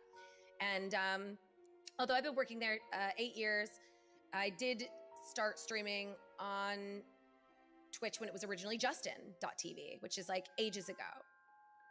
For people who don't know the lore, Justin was an actual person and founder of Twitch that was like essentially streaming his life.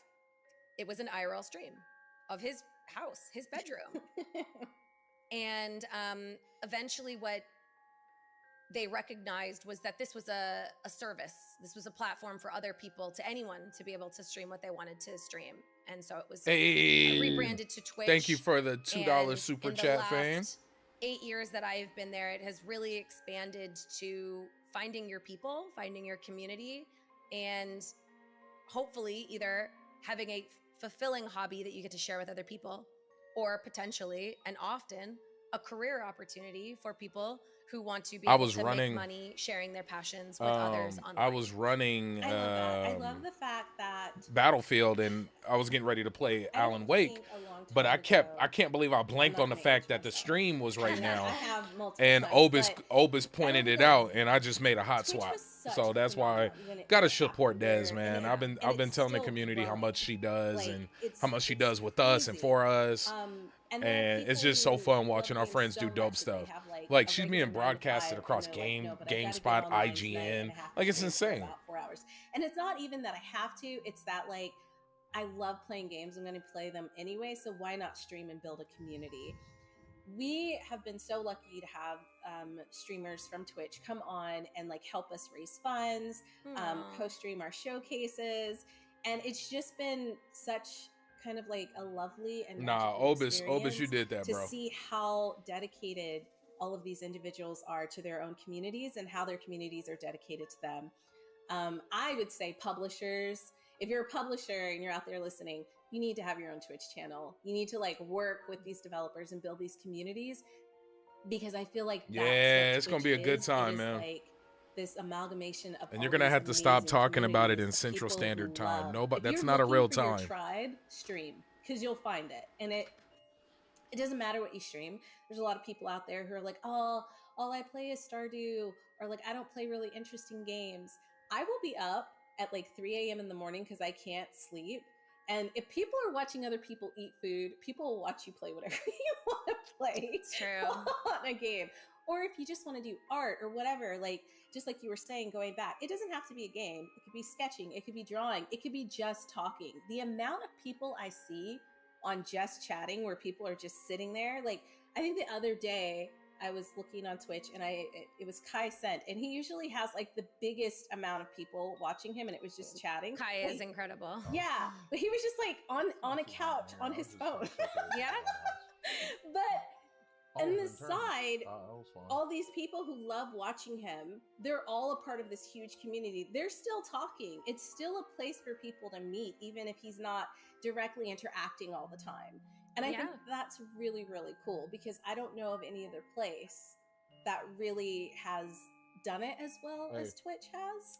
Our community is prolific. It is iconic. It is irreplaceable. We have like invented terminology. You will hear kids say, "Hey, chat," as they're hanging out with their friends. Oh, you can come show. That is just kind of coined phrases from us being so ingrained in culture, not just gaming, but just in youth culture now.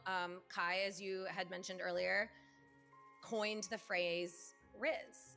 Yeah. And this is like something that we hear people say all the time, but Kai said it. Like, he was the original inventor of these phrases that we're hearing people say. So it is really prolific and kind of just throughout.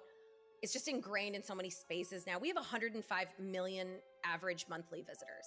And so when you're catering to a space of that magnitude, something that you said that's like really important to me is, how do you find your tribe?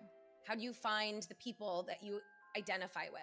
It doesn't always have to actually be the streamer. It could be the chat in that streamer's channel. Or maybe somebody in that chat DMs you and is like, oh my God, you actually should check out this club or this opportunity. And so a huge portion of my job has now become, how do I help like-minded people find their tribe?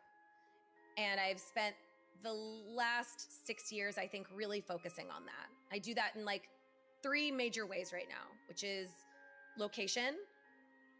I'm a gamer and I'm in Atlanta, Georgia, and I want to find other gamers in Atlanta, Georgia. So we made a meetup program where you can find other gamers. The meetup program is pretty dope.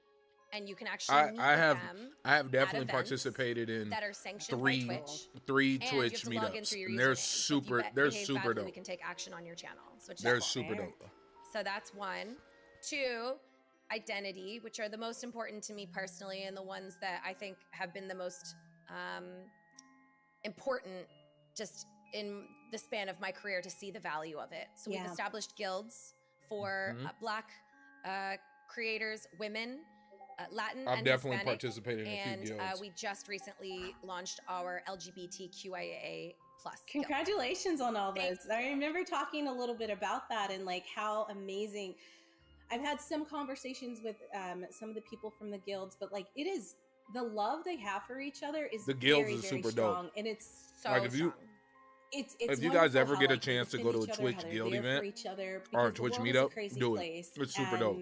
I think it's okay to have spaces where you find like-minded people, and like just those spaces for women or just those spaces for because like they walk through life and experience different things, and like they want to find other people who can share those experiences, and that's very important to have those safe spaces. So I love that you've been able to create these guilds. I'm sorry I cut you off. I know no, it's fine. The third one was interest. So clubs, or we both love charity, and then we like find each other through that, right? Or we're both like obsessed with Elden Ring. So that's the third one.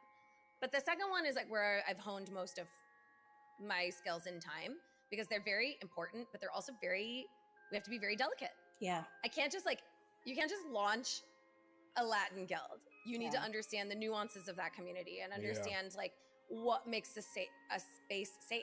Yeah. We have to be very careful with who we invite in. We have to be very careful with our rule sets and making sure people feel comfortable, 100%. Supported, appreciated by the company. And I think a lot of that work is done by our guild leads. So a big shout out to the leaders who help make these guilds what it is. But I'm really happy and honored to say that Twitch does support these. These are financially supported guilds. So a guild leader does get paid for the work that they're doing. That's because great. I do believe it is paid labor to run these programs and to support them. And to make sure I said, I was just at TwitchCon. So they bust their ass. A huge focus of they ours. Work the entire I'm really time. proud of them. And I'm seriously. As really you should be. Shout out to Smirky and Fats and awesome. There's not a lot of Gander spaces that are doing what you guys have done with Charlie. the guild, It's a bunch of folks. That speaks to how Twitch is trying to make sure that their community is inclusive and as welcoming as it can be, while also recognizing that different people and different groups have different needs. So kudos to you for that. I love that you guys got that off the ground, and it's still growing. I always hear such amazing things about it. But we are getting close to the wrap up. Before we end, though, I know that there's an event that you guys throw that's absolutely bonkers. I have not been yet, but everybody I've talked to has said it's amazing. I'm going to go. I promise. Next year, I'm going to be there. But can you talk a little bit about TwitchCon and how I was there before we end the interview? Sure. TwitchCon is chat IRL. It is absolutely a wild place that you actually kind of have to see to believe. And I know a lot of people who are like, oh, I've heard of it, but I haven't gone. And when they leave, they're like, I get it. Yeah. I actually get yes, it how was. weird this place is and why it's so important. And you get to see the blood, sweat, and tears of mods who hug their streamers for the first time after modding for them for years, or club members, or people who are all obsessed with the same game, cozy game, like meeting each other and crying over it is a very special place. And I really do encourage everybody to consider going at some point in their careers. TwitchCon is twice a year. We usually have a European one, which has historically been in the Netherlands, but it can go into other countries. And in sorry, I've like totally lost myself. San Diego, of course, San Diego, and it's in San Diego. We keep it there just because everybody loves it. Yeah, it's like the weather is always amazing. Yeah, and the burritos are spectacular. Oh my god, the California burritos, Cali burritos, Cali burritos. You'll see a lot of our programs IRL. If you ever go to a TwitchCon, again, I do really encourage you to go, even if you're like, oh, I'm not a content creator. It's not just for content creators, although of course many content creators go. It's also just for the community. You can go just because you love games and you want to meet other people from the chess community. You can go if you're interested in maybe starting to stream, because we have an Cali entire burrito section called is Creator real. Camp, where you can learn how to be successful on your first stream.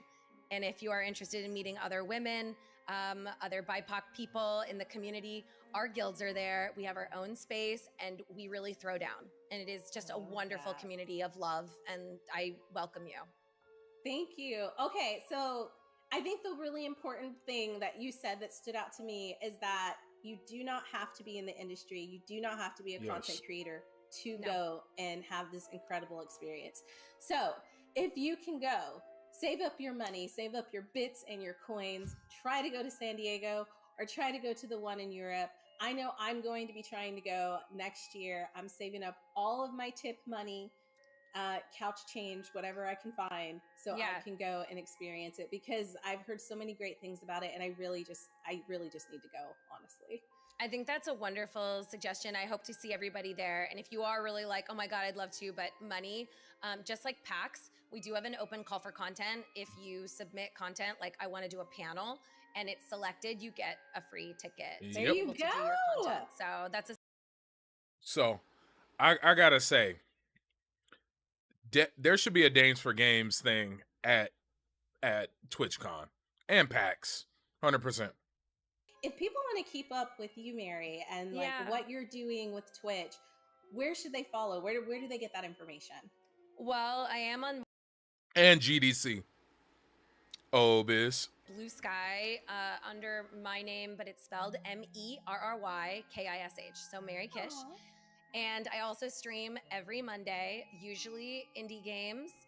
Sometimes they are cozy, sometimes they are horror, heads up, but it's usually supporting smaller niche games, because that's where I got my start and I will love them forever. I'm a community manager. I am a manager. I am a woman in this space, but first and foremost, I'm a gamer. So you'll always see me love play that. games.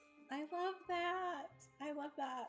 Okay. Mary, thank you so much. It's been such a wonderful conversation and an honor to talk to you, especially because like I've been in the industry probably as long as you have, and I love that we're like probably around the same age. Again, I'm not going to date us, but when you were like Lion King and Aladdin, I was like, yeah, no, I remember that. It says a lot. We all know what that means.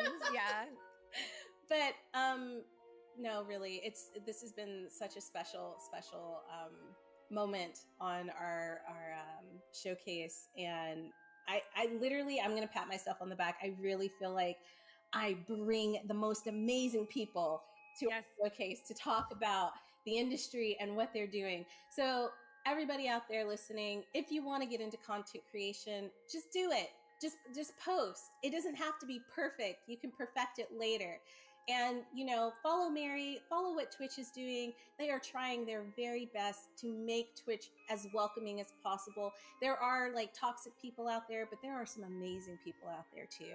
100%. So, Mary, thanks again for coming on and talking with us. And no, we will talk again. You always have a place here at Dames for Games if you ever want to jump on and talk about or play any games with us. And yeah.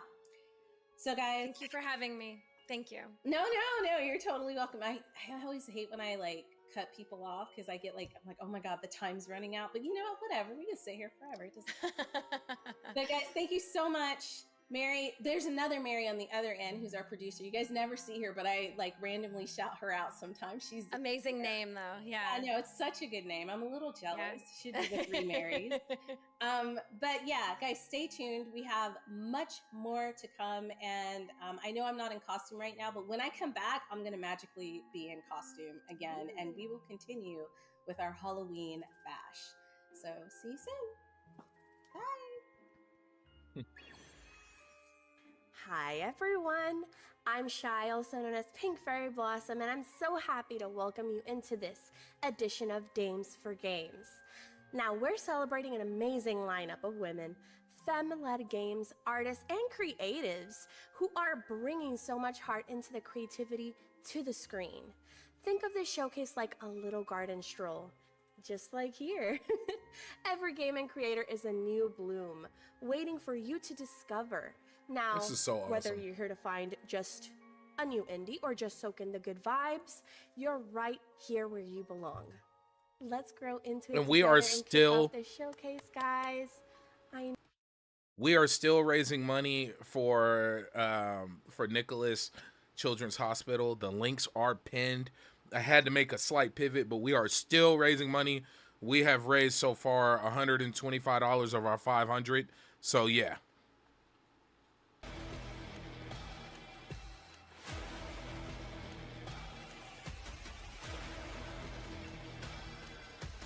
Oh, this game looks scary as hell.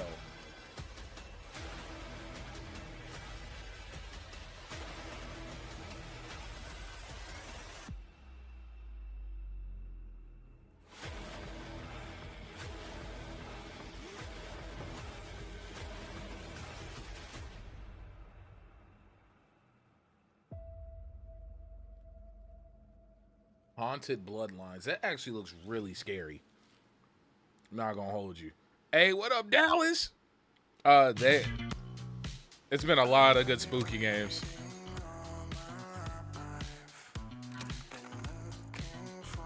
The Dropouts.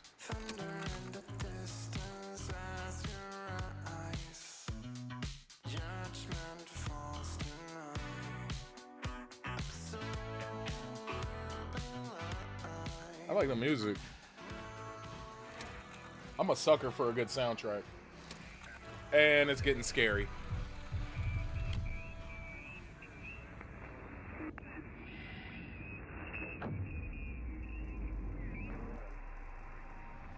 Oh, we got more money? Hold on. I'm so sorry. I didn't look. Oh, hold on. I guess I found the entrance to the next level. We're at 145. However, I wouldn't. Oh, Priscilla Wilson, thank you so much. Oh my God, I'm so sorry I missed it. Thank you. Priscilla is amazing. Please go check out her work. Oh, dude, Priscilla is so dope. Please go check out valorandvellum.com. Please go check out valorandvellum.com. Her work is dope.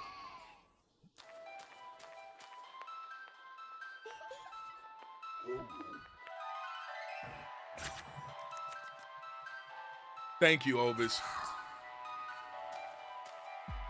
I like moved everything around on my screen so I couldn't see it. Thank you.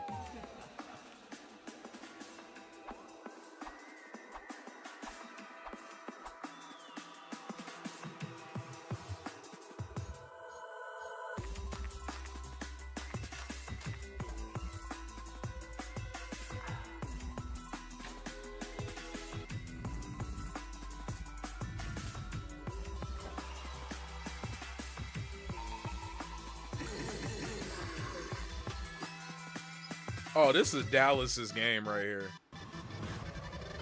Is that a horror deck builder? It's a Dallas game. Ah, that's a cool company name. Pretty smart. Open your eyes, Skylar. The sun is rising, and the crown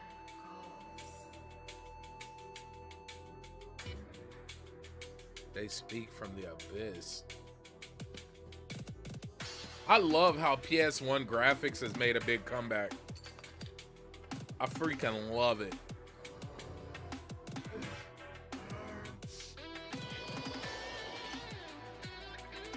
Oh, this is a Dallas game too.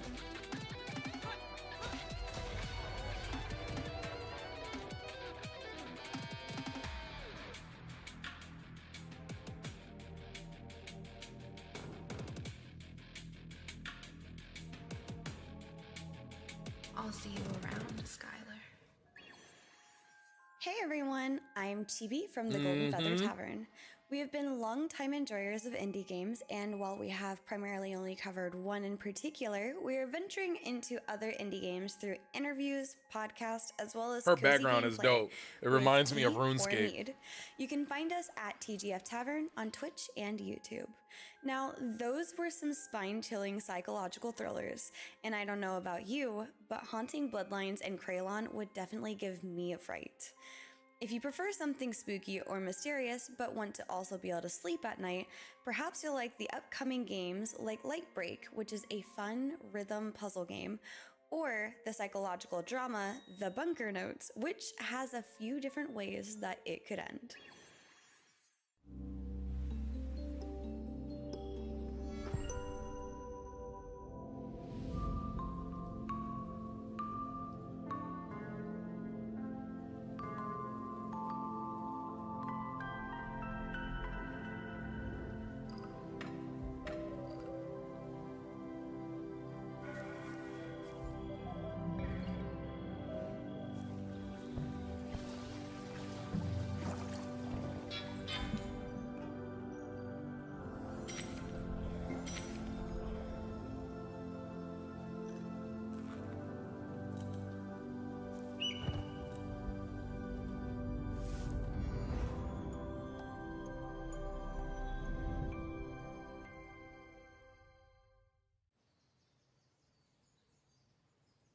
Fight!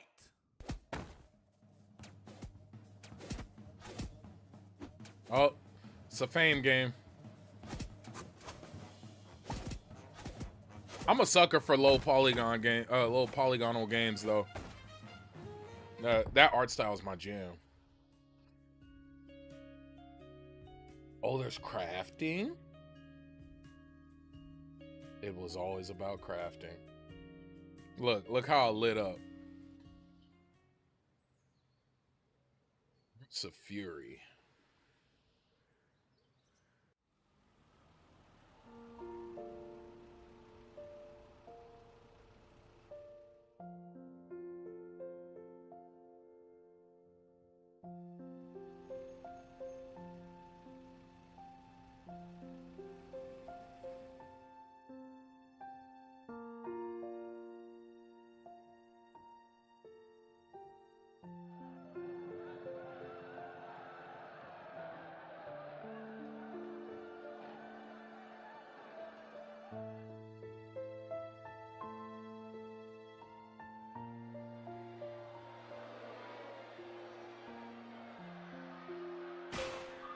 Damn. Hole Keeper story.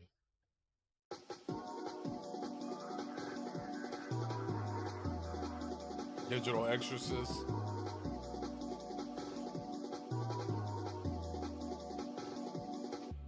What would this be?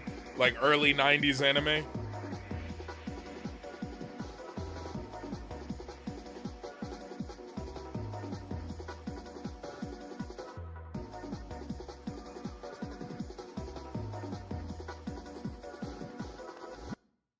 Digital Exorcist. That looked pretty badass.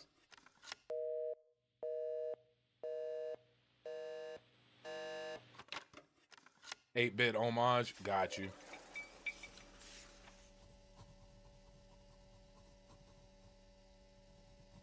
Bunker Notes. Mm-hmm. Yes. Yes.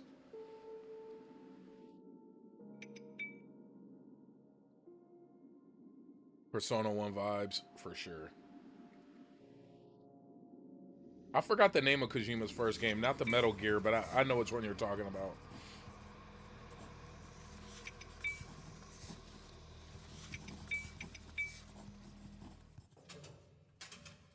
Dude, they curated a dope-ass list of games. Police Knots. Got it.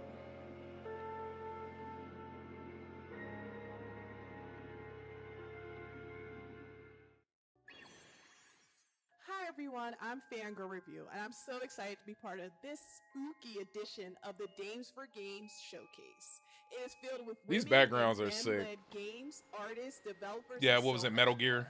And I don't know about you, but I've really enjoyed all the trailers so far. I am a cozy horror streamer, and what I've enjoyed is that each game has had its own unique style to this approach of horror, mystery, cozy. Listen, cozy and mystery and horror goes together. Trust me, okay? You've seen it, all right? So please stay tuned. We have so much more for our next up developer spotlight. Hello, everyone. Welcome back.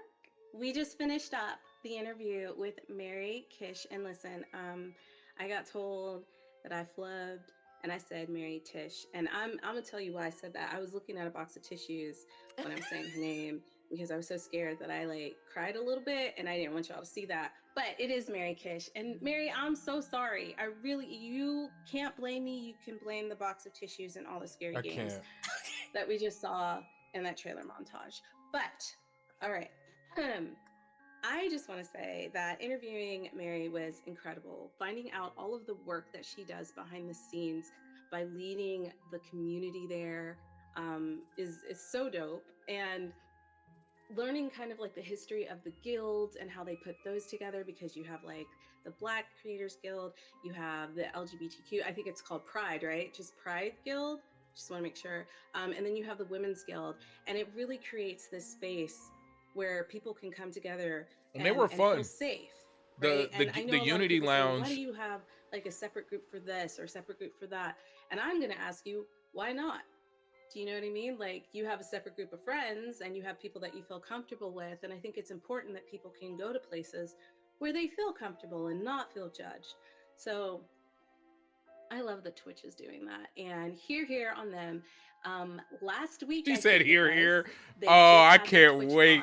And I just wanted I can't wait, Des. If you hear me, here. Content creator, you do not have to be a developer, anything like that to go.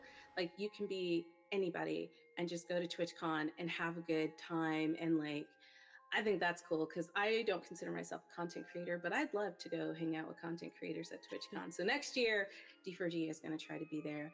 We might just send Hey Christine, because like, I feel like that's kind of her level of expertise, and I might just trail along.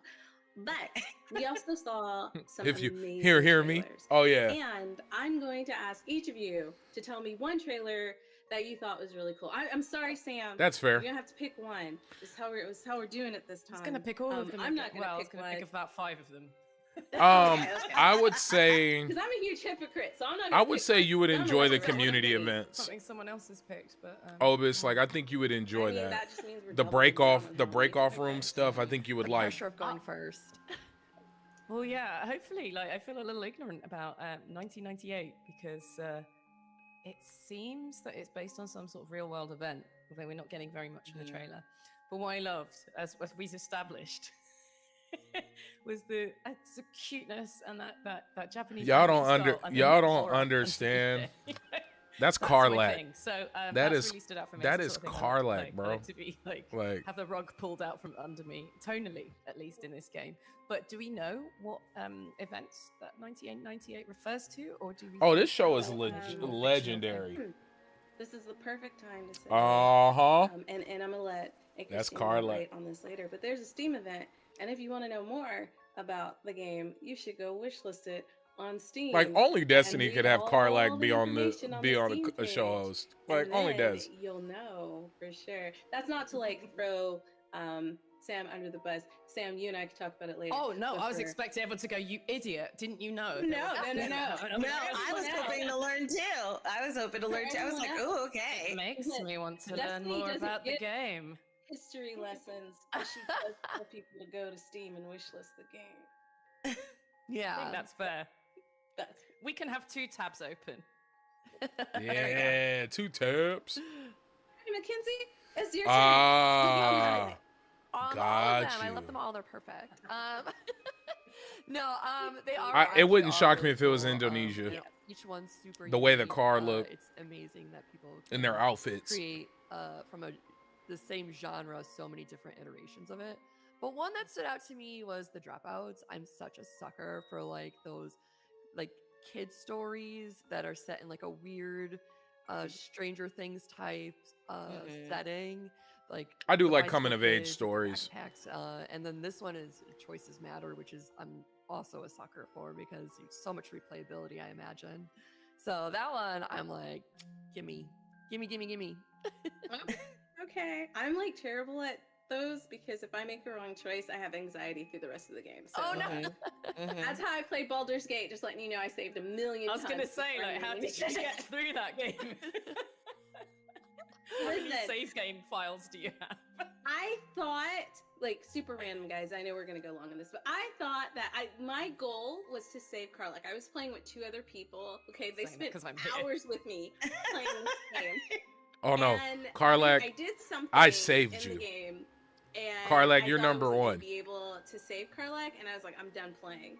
And they were like, "Are you serious?" Because it was my save. They're like, "Are you serious?" I was like, "If we can't figure out how to save her, we're not playing the game." She almost So cussed. then She we almost all started cussed. Researching. Hey, Yeah, we all y'all. started researching, and we If did you know figure out how to Des, save you. she definitely almost cussed right The there. game just would not have been finished.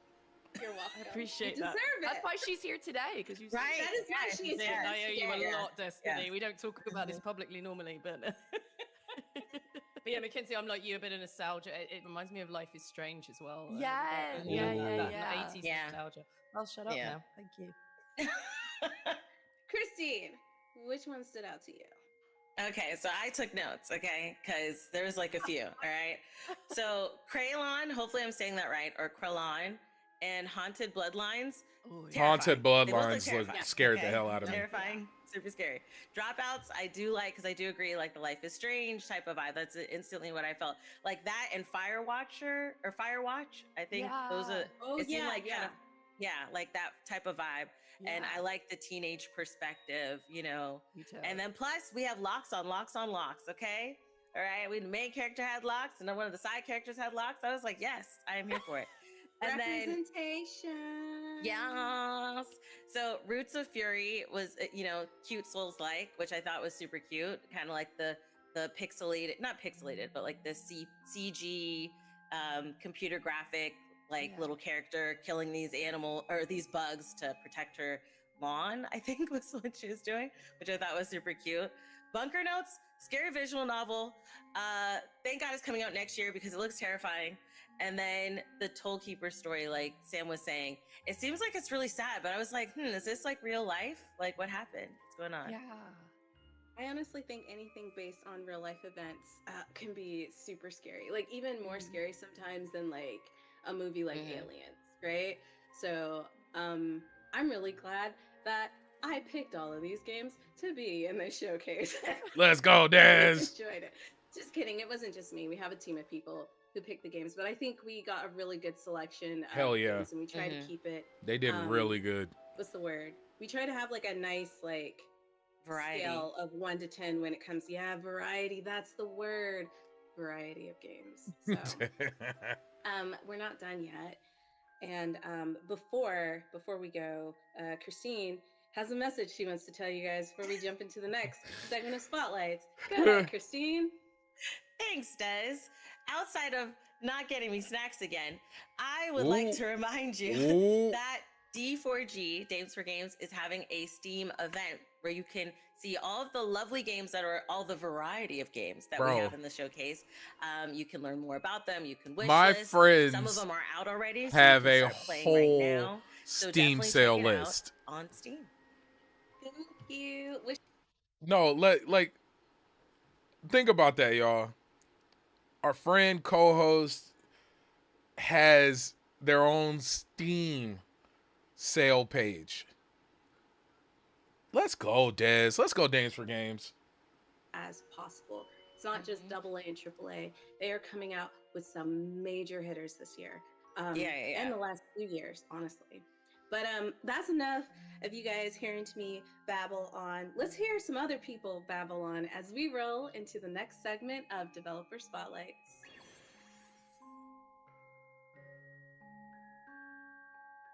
Marketing is so dope. Fucking crushes it. Hi everyone, I'm Begum from Taylor, and we've been working on Holy Shoot, and thank you for letting us be in the showcase as well. We really appreciate it. We're really happy about it. To tell you a bit about the game, Holy Shoot is a roguelike FPS that's super fast-paced and filled with chaos and humor. We had a bunch of fun while working on it. We do hope that you'll have as much fun as we did. I like the playing name. as well. Holy Shoot. It took us about 2 years to get the game to its stage that it is right now. And we have 3 women, including me, working in the company on key positions. I am the game designer for Holy Shoot and the product manager.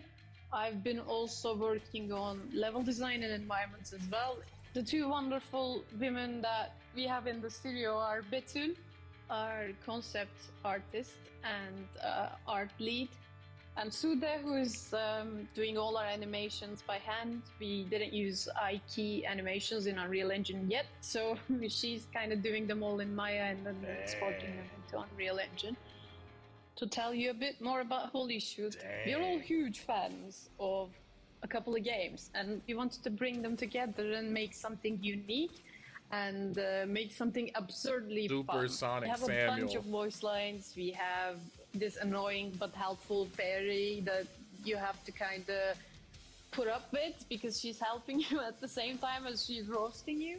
We also have like a procedural, room-based procedural level system.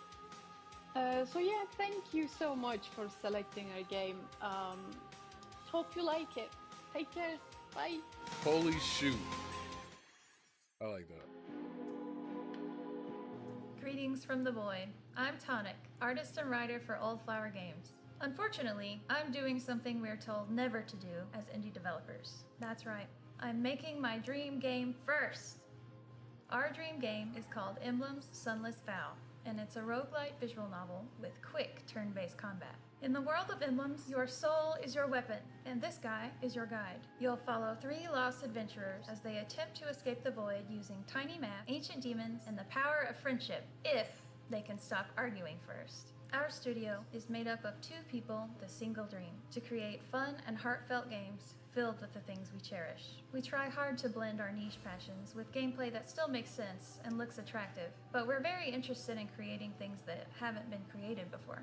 Our concept for Emblems was to create a condensed RPG that still delivers the classic trappings of the sprawling fantasy narrative, while removing the slowness usually associated with turn-based combat. We're also huge dorks who love a good mystery, subversive characters, and epic music, so we've done our best to fill it full of those things they as did well. top to As bottom. an artist, one of the things I've always wanted to include are animated character models. There are a lot of different ways these days that you can breathe life into visual novel sprites, and I think it makes a really big impact to add that element of motion to the dialogue. This is Ikiru, my partner who does the coding and composing. Even though we have separate roles, both of us are really involved in all aspects of creation. There are no lanes. For Emblems, we want all kinds of folks to try it, so we worked hard to develop a gameplay that could be enjoyed by those who may want a less intense experience, while also having the depth for more complicated strategy. It was equally important for us to have queer main characters with meaningful relationships woven right alongside that complex gameplay. Many games will have one or the other, but we found very few that combine both, so we're hoping to help normalize that combination. Whether you thrive on tiny math, crave an engaging story with endearing characters, or just enjoy watching numbers go up, we hope you'll find something to love in our game. Numbers.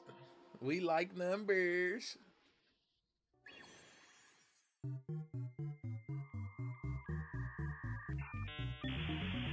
Hi, I'm the Qualia Dev, and I am Intellica's #1 employee. Qualia is an interactive fiction game inspired by sad robots, Infocom, corporate dystopia, cats, and what it means to be human. There are 6 endings, over 20,000 Oh, words, bro, we and got another 300 donation. possible unique playthroughs, and Oh my the weight of God. extreme existential dread.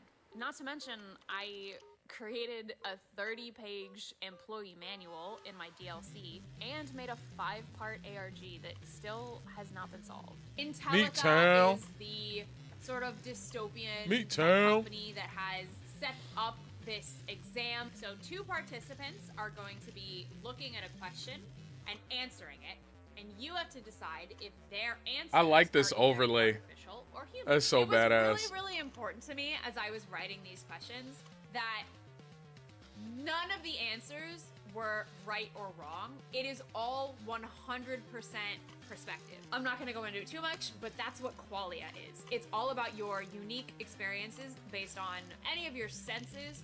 They're going to be unique to you specifically. So there's no when we're directory on this side. Judging these 2 participants based on their answers, we're not looking for right or wrong. We're looking for what feels the most human. I come from the film industry, so I kind of had to work backwards in this game. I knew that I was going to make a text game because I'm a writer, and it was something that I kind of learned as I was going, that when you are writing a game, bigger can actually mean taller, or I guess wider. I don't need to tell the entire story in one playthrough. With this type of branching narrative looping game, I can add more details and secrets in the different playthroughs. So as somebody goes through and they experience one ending, they can go back, play it again, get a completely different ending, and learn a lot more about the world that I created. It was really great to see that people loved that. There's really nothing like people being able to experience something that you've Yeah, written that screen. The screen is so have it dope. touch them so deeply. People told me that the game made them cry, which, you know, now that's gonna make me cry. Remember, when intelligence isn't enough, just think happy. You can play Qualia right now for free on Steam and itch. You can play it in your browser. You can play it on your phone. Those fonts are dope too. Play it on the toilet. Those fonts remind me of Cheat Code Central. I'm aging myself a bit, but those Qualia fonts, it looked like Cheat Code Central. Hello. For sure. My name is Maestri, and I am the lead developer and art director of the game Heavy Morning. Hi, my name is Sarah, and I'm the game supervisor and marketing director of A Heavy Morning. So, A Heavy Morning is a short game about a girl battling with her own mind. Your goal is simple: get out of bed and get to work in time. However, you will encounter different struggles that will make simple tasks feel heavier and more challenging than usual. All being a reflection of the main character's delicate mental health. Heavy Morning began as a small challenge that grew from my master's diploma and eventually became a true passion project of mine that I've been working on for the past couple of years. I have always been fascinated by the space where art, storytelling, and audience agency overlap, and by how giving someone the power to hand-drawn art interact with a style story is dope. can transform the whole experience that they have. Turning this concept into a video game with interaction, I feel like playing that, I'd interaction cry. element felt like the perfect way to break down the barrier. If you've between dealt with art depression, and its audience. The game just is those 100% scenes alone, you hand-drawn know. and traditionally animated with an unconventional art style that imitates paintbrush textures and dull colors that, depending on the choices you make in the game, the colors will turn brighter or darker. Our goal with the game was to create something that could be fun and visually pleasing, yet also serious in a way, heartfelt and deeply personal. I wanted it to be a game that not only tells a story, but also touches the player in a meaningful way.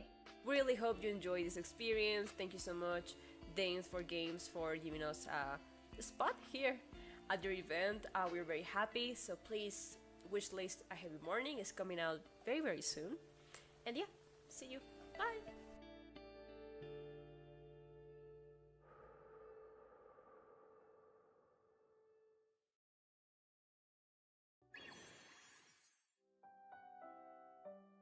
Letter Lost. Hi, my name is Christine with Letter Lost, and I have a secret to tell you.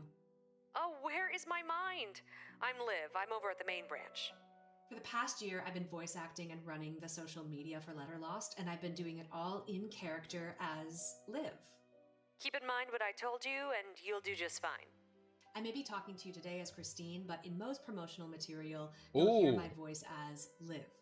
She How'd you apparently like works it? over at the main branch and is your primary guide to your new permanent job at the post office. She's your benevolent boss and always wants the best for you. This reminds me of And if Firewatch. it ever gets to be too much, just remember, it was your choices that led you here. We've had fun integrating Liv into the promotional materials, Just like planting seeds of doubt about her the trustworthiness. vibe, it reminds me making of question her Firewatch. motives. Liv seems to want to bring new employees into the island of Karnam, and frankly, isn't that what marketing is too? It's been a match made in heaven. Ultimately, it's up to you to decide what your opinion of Liv is as you play the game. But don't be surprised if she starts to form an opinion about you as well. Hi, I'm Bailey Wagner, the 2D artist and one of the writers putting faces to the names of the people of Karnam Isle. Karnam is an ever-dismal place, haunted by dark clouds and somber She has a cool mysteries, voice, and we too. wanted to make sure that was reflected in the art style. We decided to lean into a mishmash of the 1930s to 50s aesthetics, since those eras have a dystopic, saccharine feeling we could exploit. Before I draw a character, I have to write the character, which is most often informed by what Karnam itself needs. Doesn't every sad, rainy island need a jaded detective, an obnoxiously cheery mayor, and a kelpie lurking in the depths? We really want Karnam to feel like a living, breathing place of surprises at every turn. That lends itself to a diverse cast of colorful NPCs whose fates are shaped by your decisions. So at the end of the day, it's your choices that led you here. Letter loss.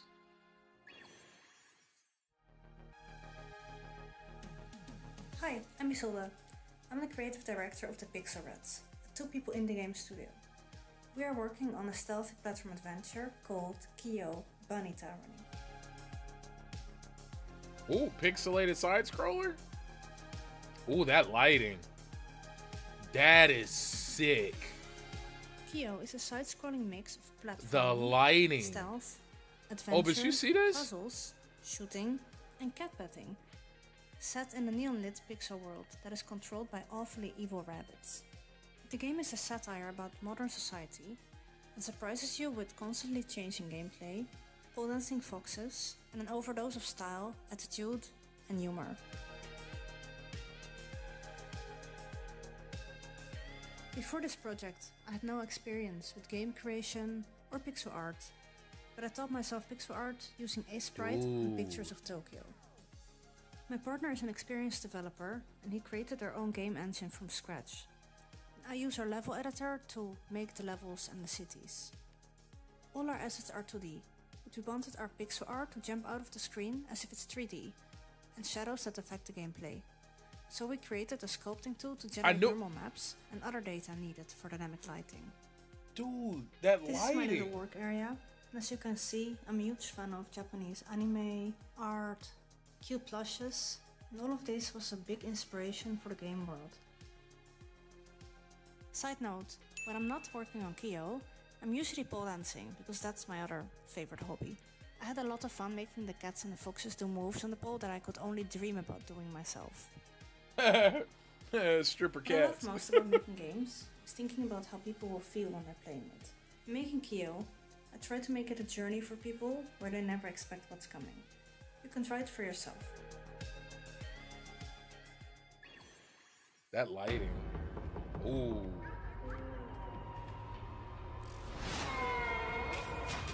What's your name?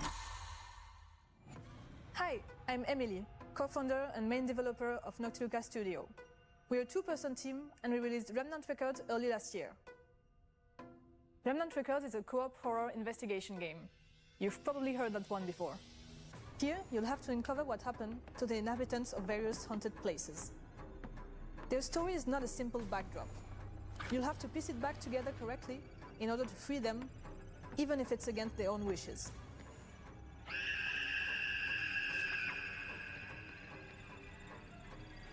There are 4 roles for you to play as, each with their abilities and skill trees. The crafty cartomancer can use Skill cards to trap or trees? trick the ghost. The ingenious electrician has a varied toolset to light her path, whatever the conditions. The medium has a deep connection to the dead. And the bodyguard is, well, a problem solver.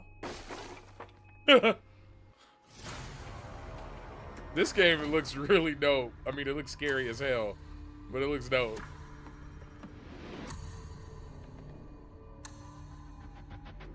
the elusive mannequin, the dimension-traveling reflection, the playful orphan. Many entities await you, and if you to elude them, you better learn to think fast or run even faster. Gather your friends right now and get Remnant Records on Steam. Thank you. Oh, I have seen that game. I've seen that. We're back. We are missing one person, but you know, they may or may not come back, and that's not because they don't want to be here. It's because we've scared them. Literally, like the last segment of Spotlights was just too intense, and so they needed a break. So, Sam, I'm so sorry. I didn't mean to freak you out like that. I did kind of warn you that some of the stuff was scary, but yeah, Sam may be back once she calms down from the fear of like this entire showcase. But I'm gonna throw it to Mackenzie, and yes, I'm gonna ask you, Mackenzie, and no, you can't cheat. Which Spotlight, which game caught your interest? All of them. Remnant Records look cool. Don't tell me what I can't do. No, I'm gonna do what I wanted. I'll do what I want. No, I But love Keo. Letter Loss. Might be a little biased because I'm working with the team, but it's kind of like a Paper Please meets Inscription, and it plays off as like a totally normal post office employee, but very quickly you will realize there is much more going on. And then if I could pick a second one, Remnant Records looked really, really good Yeah, too. and Remnant really Records spooky, look plus dope. it's multiplayer. So that one is like, let's get the gang together. Let's go. Let's all scream together. I love me a good multiplayer game. Love Yes. it. Hi, Christine. What about you? Me, this I'm going to do the opposite. The other ones I picked one. This one I'm going to say all of them. I love the dev spotlights, because I love when we get insight and they talk about it, because I love watching like interviews and stuff like that, and people talk about the projects they're working on and what inspires them about it and what they love, what they hope people will receive from it. So I will say all of them. I really love those. But before we move into the next thing, okay, actually going into the next thing, Guys, we're doing this shimmy. Hold on, we're doing this shimmy because I talk too much, and I need to know like when we need to stop, and so everybody's shimmying to let me know that I need to wrap it up. Okay, Christine, I'm sorry. Okay. I'd like to introduce our next guest host, which is Krista from Wings, who will be introducing our Star Player segment, which I'm really, really excited about. Okay. Yes, our Star Player segment is focused on all the... What am I telling you? I'm going to let Krista tell you. Krista's really good at telling you what the Star Player segment is about. So stay tuned, and yeah, we're going to throw it to Krista. See you guys in a bit. Hello everyone, I'm Krista, also known as It's Lunaloo on the internet. I've been working in the video games industry for a while, doing a handful of different fun things. Right now I'm a freelance community manager for a bunch of really cool games, and I also work for Wings, an incredible organization who invests in amazing games made by women and gender marginalized developers. That's dope. But enough about me. Wow, we've been treated to so many amazing game trailers, and also the talent of all of these developers, truly inspiring. But now, it's time for the stars of the show. Our next segment celebrates the amazing individuals and organizations who make the video game space shine. Let's take a look at some star players.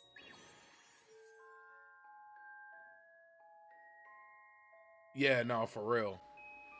The chat is saying that they're. Hey, my name is Jamie, but I their also fits go are by on top. Swiper on the internet, and I play through games, check out gaming news, and discuss what could be next for the industry. Gaming is one of the ways that I connect with people, whether it's through multiplayer battles or co-op Expedition collaboration, 33. especially when we're able to play together in person. Being able to see the Do I look work on inside the someone's gaming face industry when I besides Level win, 1 whether Gaming? it's No, I on a team with don't. them, I interact with a lot of people across the It board, makes from for some devs priceless memories. to It's also PR a great way to people, connect with community people virtually. managers, Some of my biz favorite dev gaming memories people. happen while I was on I stream. interact with them, but in terms Gaming of is working, also no. one of my favorite ways to experience storytelling. It's the ultimate way of like My watching boring a job, I someone work. else's My shoes, boring job is being able to live I a work in life that's welfare. different from your own. I've been doing that for Makes like me 11 tired. years now. I also love to watch other people play games, especially decision-based games, because I think that's really how you get to know somebody. But in that same vein, I think that game stories can connect us all too, because we're all experiencing these same events, but it's how we react to those events and the decisions that we make that end up making our experiences unique. Hi, hello. If you don't know me, I go by Evie. My pronouns are she, her. And this is my lovely familiar Lacey. She's the real star. I'm a cozy, chaotic variety streamer who's very queer, very neurospicy, and we talk about mental health quite a lot because I am a student therapist. I stream a variety of different games. It's kind of just whatever fits my fancy on the day. Gaming was always a bonding experience when I was younger. I have 2 older brothers. I would just sit and watch them play video games. That initial bonding and community that I got from gaming with my brothers has now transformed into this amazing community This that I is have side here on passion for Twitch. you. It's a space Yeah. where people can escape 100%. their lives for a little bit. It's nice just being able to come home and sit down and Level 1 gaming, this is definitely a passion thing. I love being able to give. Oh, okay, hold on. I got you. _ Find me across all. Give me 1 sec. I got you. I'm your resident horror girly, both in watching horror movies and series. Oh, she and got a playing thing poster in the horror back. games, She's not playing. especially indie horror games. If you look on my YouTube and my Twitch, that's usually what you can find me playing. I'm a 37-year-old stay-at-home mom, and this is my dungeon. I sit in here and I get to put myself in the shoes of all these different amazing, horror characters and see how I would live this crazy situation out. It's probably my favorite aspect of playing any game, not just horror games, but something I would never do in real life, I get to do in this chair, in this room, and Got you. on video for my viewers. Hello, stunners. I'm Rue, Jitteru, your sparkling diva of dating sims and Atome games. From indie treats to mainstream meals, there's always enough drama to haunt your heart forever. Gaming has always been my comfort and connection. I played with my brother, my friends, my hubby, and now with all my dazzling stunners on stream. Romance games are my glittery stars when the sky is dark. Proof that magic, hope, and swoony feelings She are definitely out there. voice acts all I the discovered characters. Atome games in 2024 and instantly became obsessed. I went through dozens of titles and endless husbandos like potato chips, and this summer, Jitteru, content creator mode began. Husbandos. Your diva who hardly met a game she couldn't squee over. Why don't we simp together? I'll be right here. Jitteru on Twitch, YouTube, and more. Kinda everywhere. Well, that's all for now. Bye. She definitely Hello to all voice the acts. ghouls and ghosts out there. I'm Anise, also known as Authentically Anise on the internet. I am a Twitch streamer and cosplayer, and I exist almost entirely on the internet. If I'm not on the internet, I'm probably sleeping. I play a wide variety of games from cute and cozy to scary horror, and some really hard games that I'm really bad at, and my chat likes to make fun of me, but that's fine because I also will make fun of me when I play those. I am very bad, so it's okay. I love gaming. It has always been kind of an escape for me because I've always had a bit of a hard time making friends, so gaming, I can immerse myself into the game, and it has helped me make a lot of friends between finding people who play the same games as me and being like, hey, we should play together again, adding them on Steam, becoming friends that way, and through cosplaying. Cosplaying is a huge way I've made friends, especially when I like to cosplay some niche games. So finding people who also cosplay the games and they become friends, and then we play together, and it's just, that's how I've met some of my most favorite people and some of my best friends. So I will be forever grateful to gaming for introducing me to almost all of my favorite people.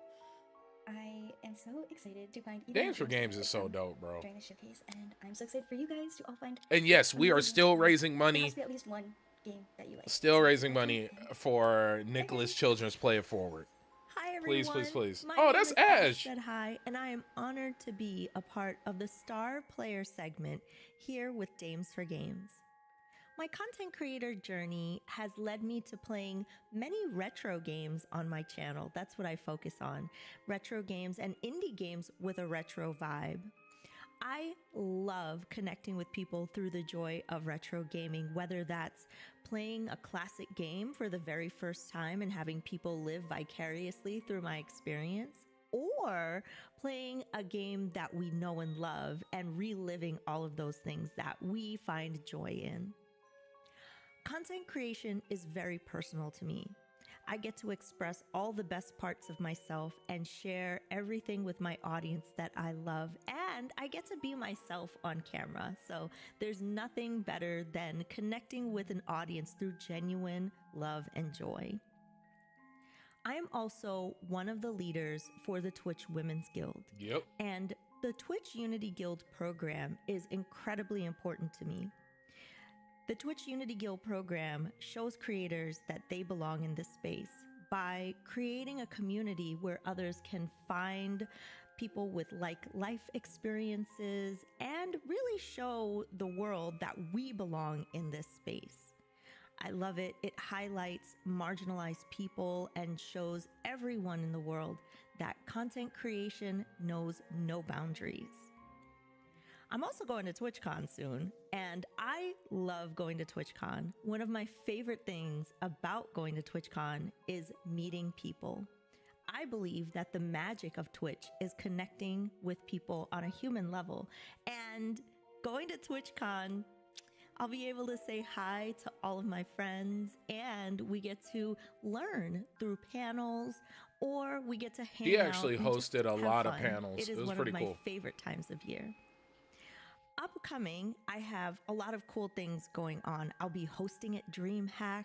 I'll be doing a charity stream with Starlight Children's Foundation. And Devin! many other awesome things. I've Where's- been big into building. Much love to and Starlight, doing and much love to puzzles Devin. and playing all kinds of cool retro games. So hopefully I can see you all soon on my Twitch channel or somewhere online. That's actually or somebody who maybe needs at to a be on here is convention. Devin. So She's until dope. then, don't forget to tell your friends Ash said hi. Ash said hi. Guys, we're back. And I just want to say thank you to everyone who has tuned in for our Dance for Games, just kidding, Ghouls for Games showcase. I want to thank Mackenzie. I want to thank Sam. She would be here, but Tom Nook, you know, you know Tom Nook. Everybody owes So Tom. she went back to the island and she's working up some stuff. But really appreciated Sam being here with us today. And I want to thank Christine. But before I let everybody roll out and like tell you what they're doing and where you can find them, I also want to take some time to thank our broadcast partners. You guys are incredible. Thank you so much. With your help, we're able to reach larger communities and we're able to showcase these amazing developers. I'm I so also want fucking to proud thank of this. our sponsors. Thank you so much for your help with your donations, with the funds that you provide. We're able. I keep seeing people walk behind you, and it's like so quickly, Mackenzie. It's like a horror movie. It's kind of scary. It's part of my spooky background, you know. No, I love that. I love that because I'm like, it's happened a few times. I'm like, I hope she knows that they're there. You know, As long as That's we're not wearing important. Jason's mask, I think I'm okay. no, you're good. You're good. I saw a dog, and anytime there's a pet, you're probably sad. But oddly enough, his guys, I'm name sorry. is Indy. That part. But I got thrown off because there's stuff happening in the background. Freaking But does. yeah, just a huge thank you to our community as well, and to the D4Team team for everything that they do to help keep things going. It is volunteer based, and we are again letting you guys know that we're raising funds. So if you've been watching the showcase and you've seen a QR code pop up, that was a way to donate. But if you didn't catch that, lucky for you, the show's still going to be up, so you can rewind and go find that QR code and go Freaking donate. does. But yep, it's the end. I'm hungry. I know Mary's hungry. She keeps telling me to wrap it up. But before we wrap it up, I'm going to throw it to Mackenzie. So Mackenzie can tell us where we can find her and all the goodies that she's gotten into.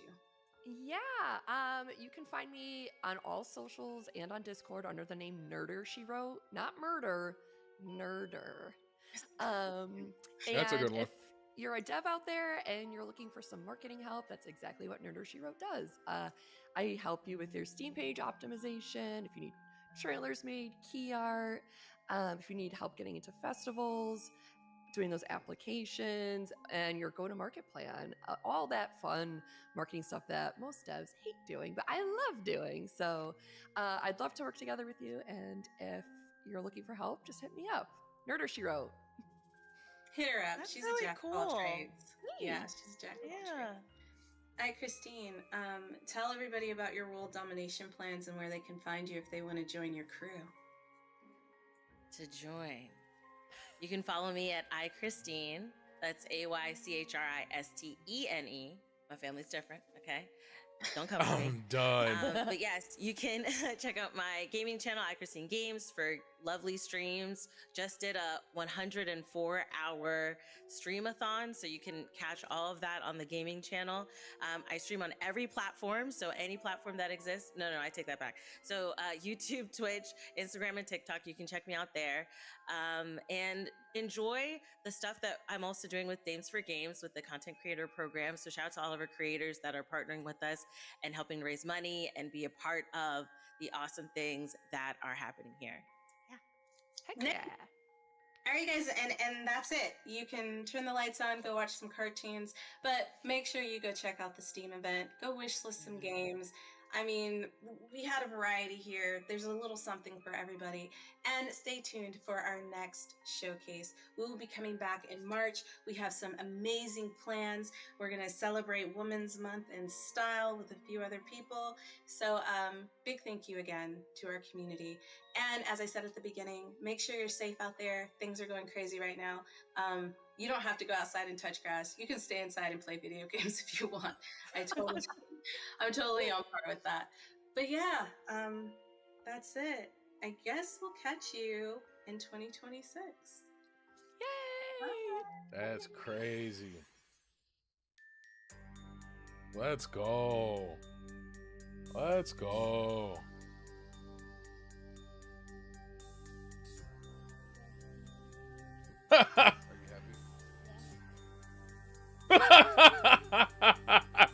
Y'all, that was my daughter. That was my daughter.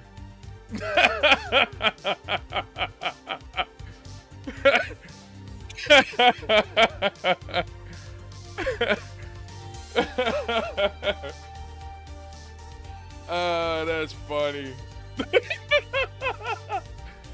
Oh, my baby. So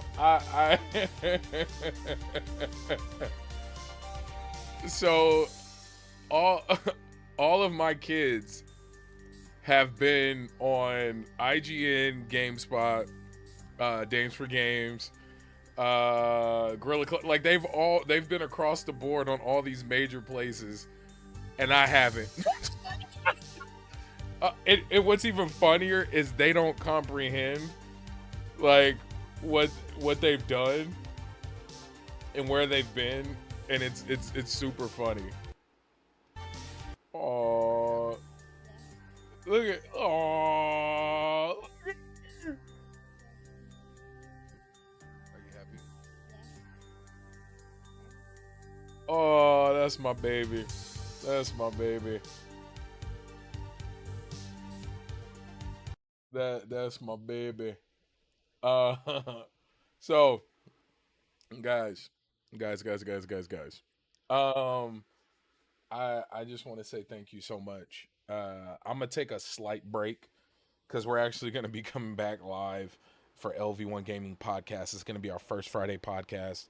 I'm gonna say it's because of me. I feel special. The Level 1 Gaming Podcast is going to be moving. It's moved to Fridays, and I appreciate the team for doing that because I definitely miss podcasting with the team. So it's going to be 3 p.m. Pacific Standard Time. Fame, please tell me if I'm right. Dallas, please tell me if I'm right. Everybody always talks Central Standard Time, and that's not a real time. Nobody believes me when I say that. But yeah, if you guys are subscribed, you'll get the notifications. But if I'm not mistaken, we will be live at 5 p.m. CST. And that's 3 p.m. PST. My conversion, math wasn't always my strongest subject. But guys. And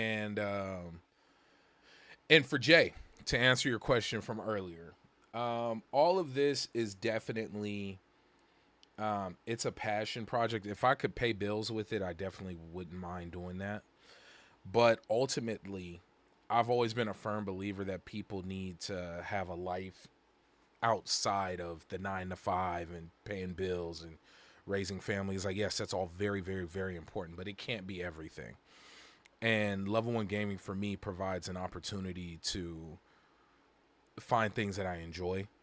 I didn't think I'd enjoy writing. I enjoy writing. Through Level 1 Gaming and what Fame and the team created, because I joined up after it was already created, I have been able to have my work edited by my favorite author. I've been able to meet, honestly, all of my favorite video game developers. I've seen them in passing, but like I got to meet Kojima. I've been able to much love to Jakob over at Unbound Creations. Like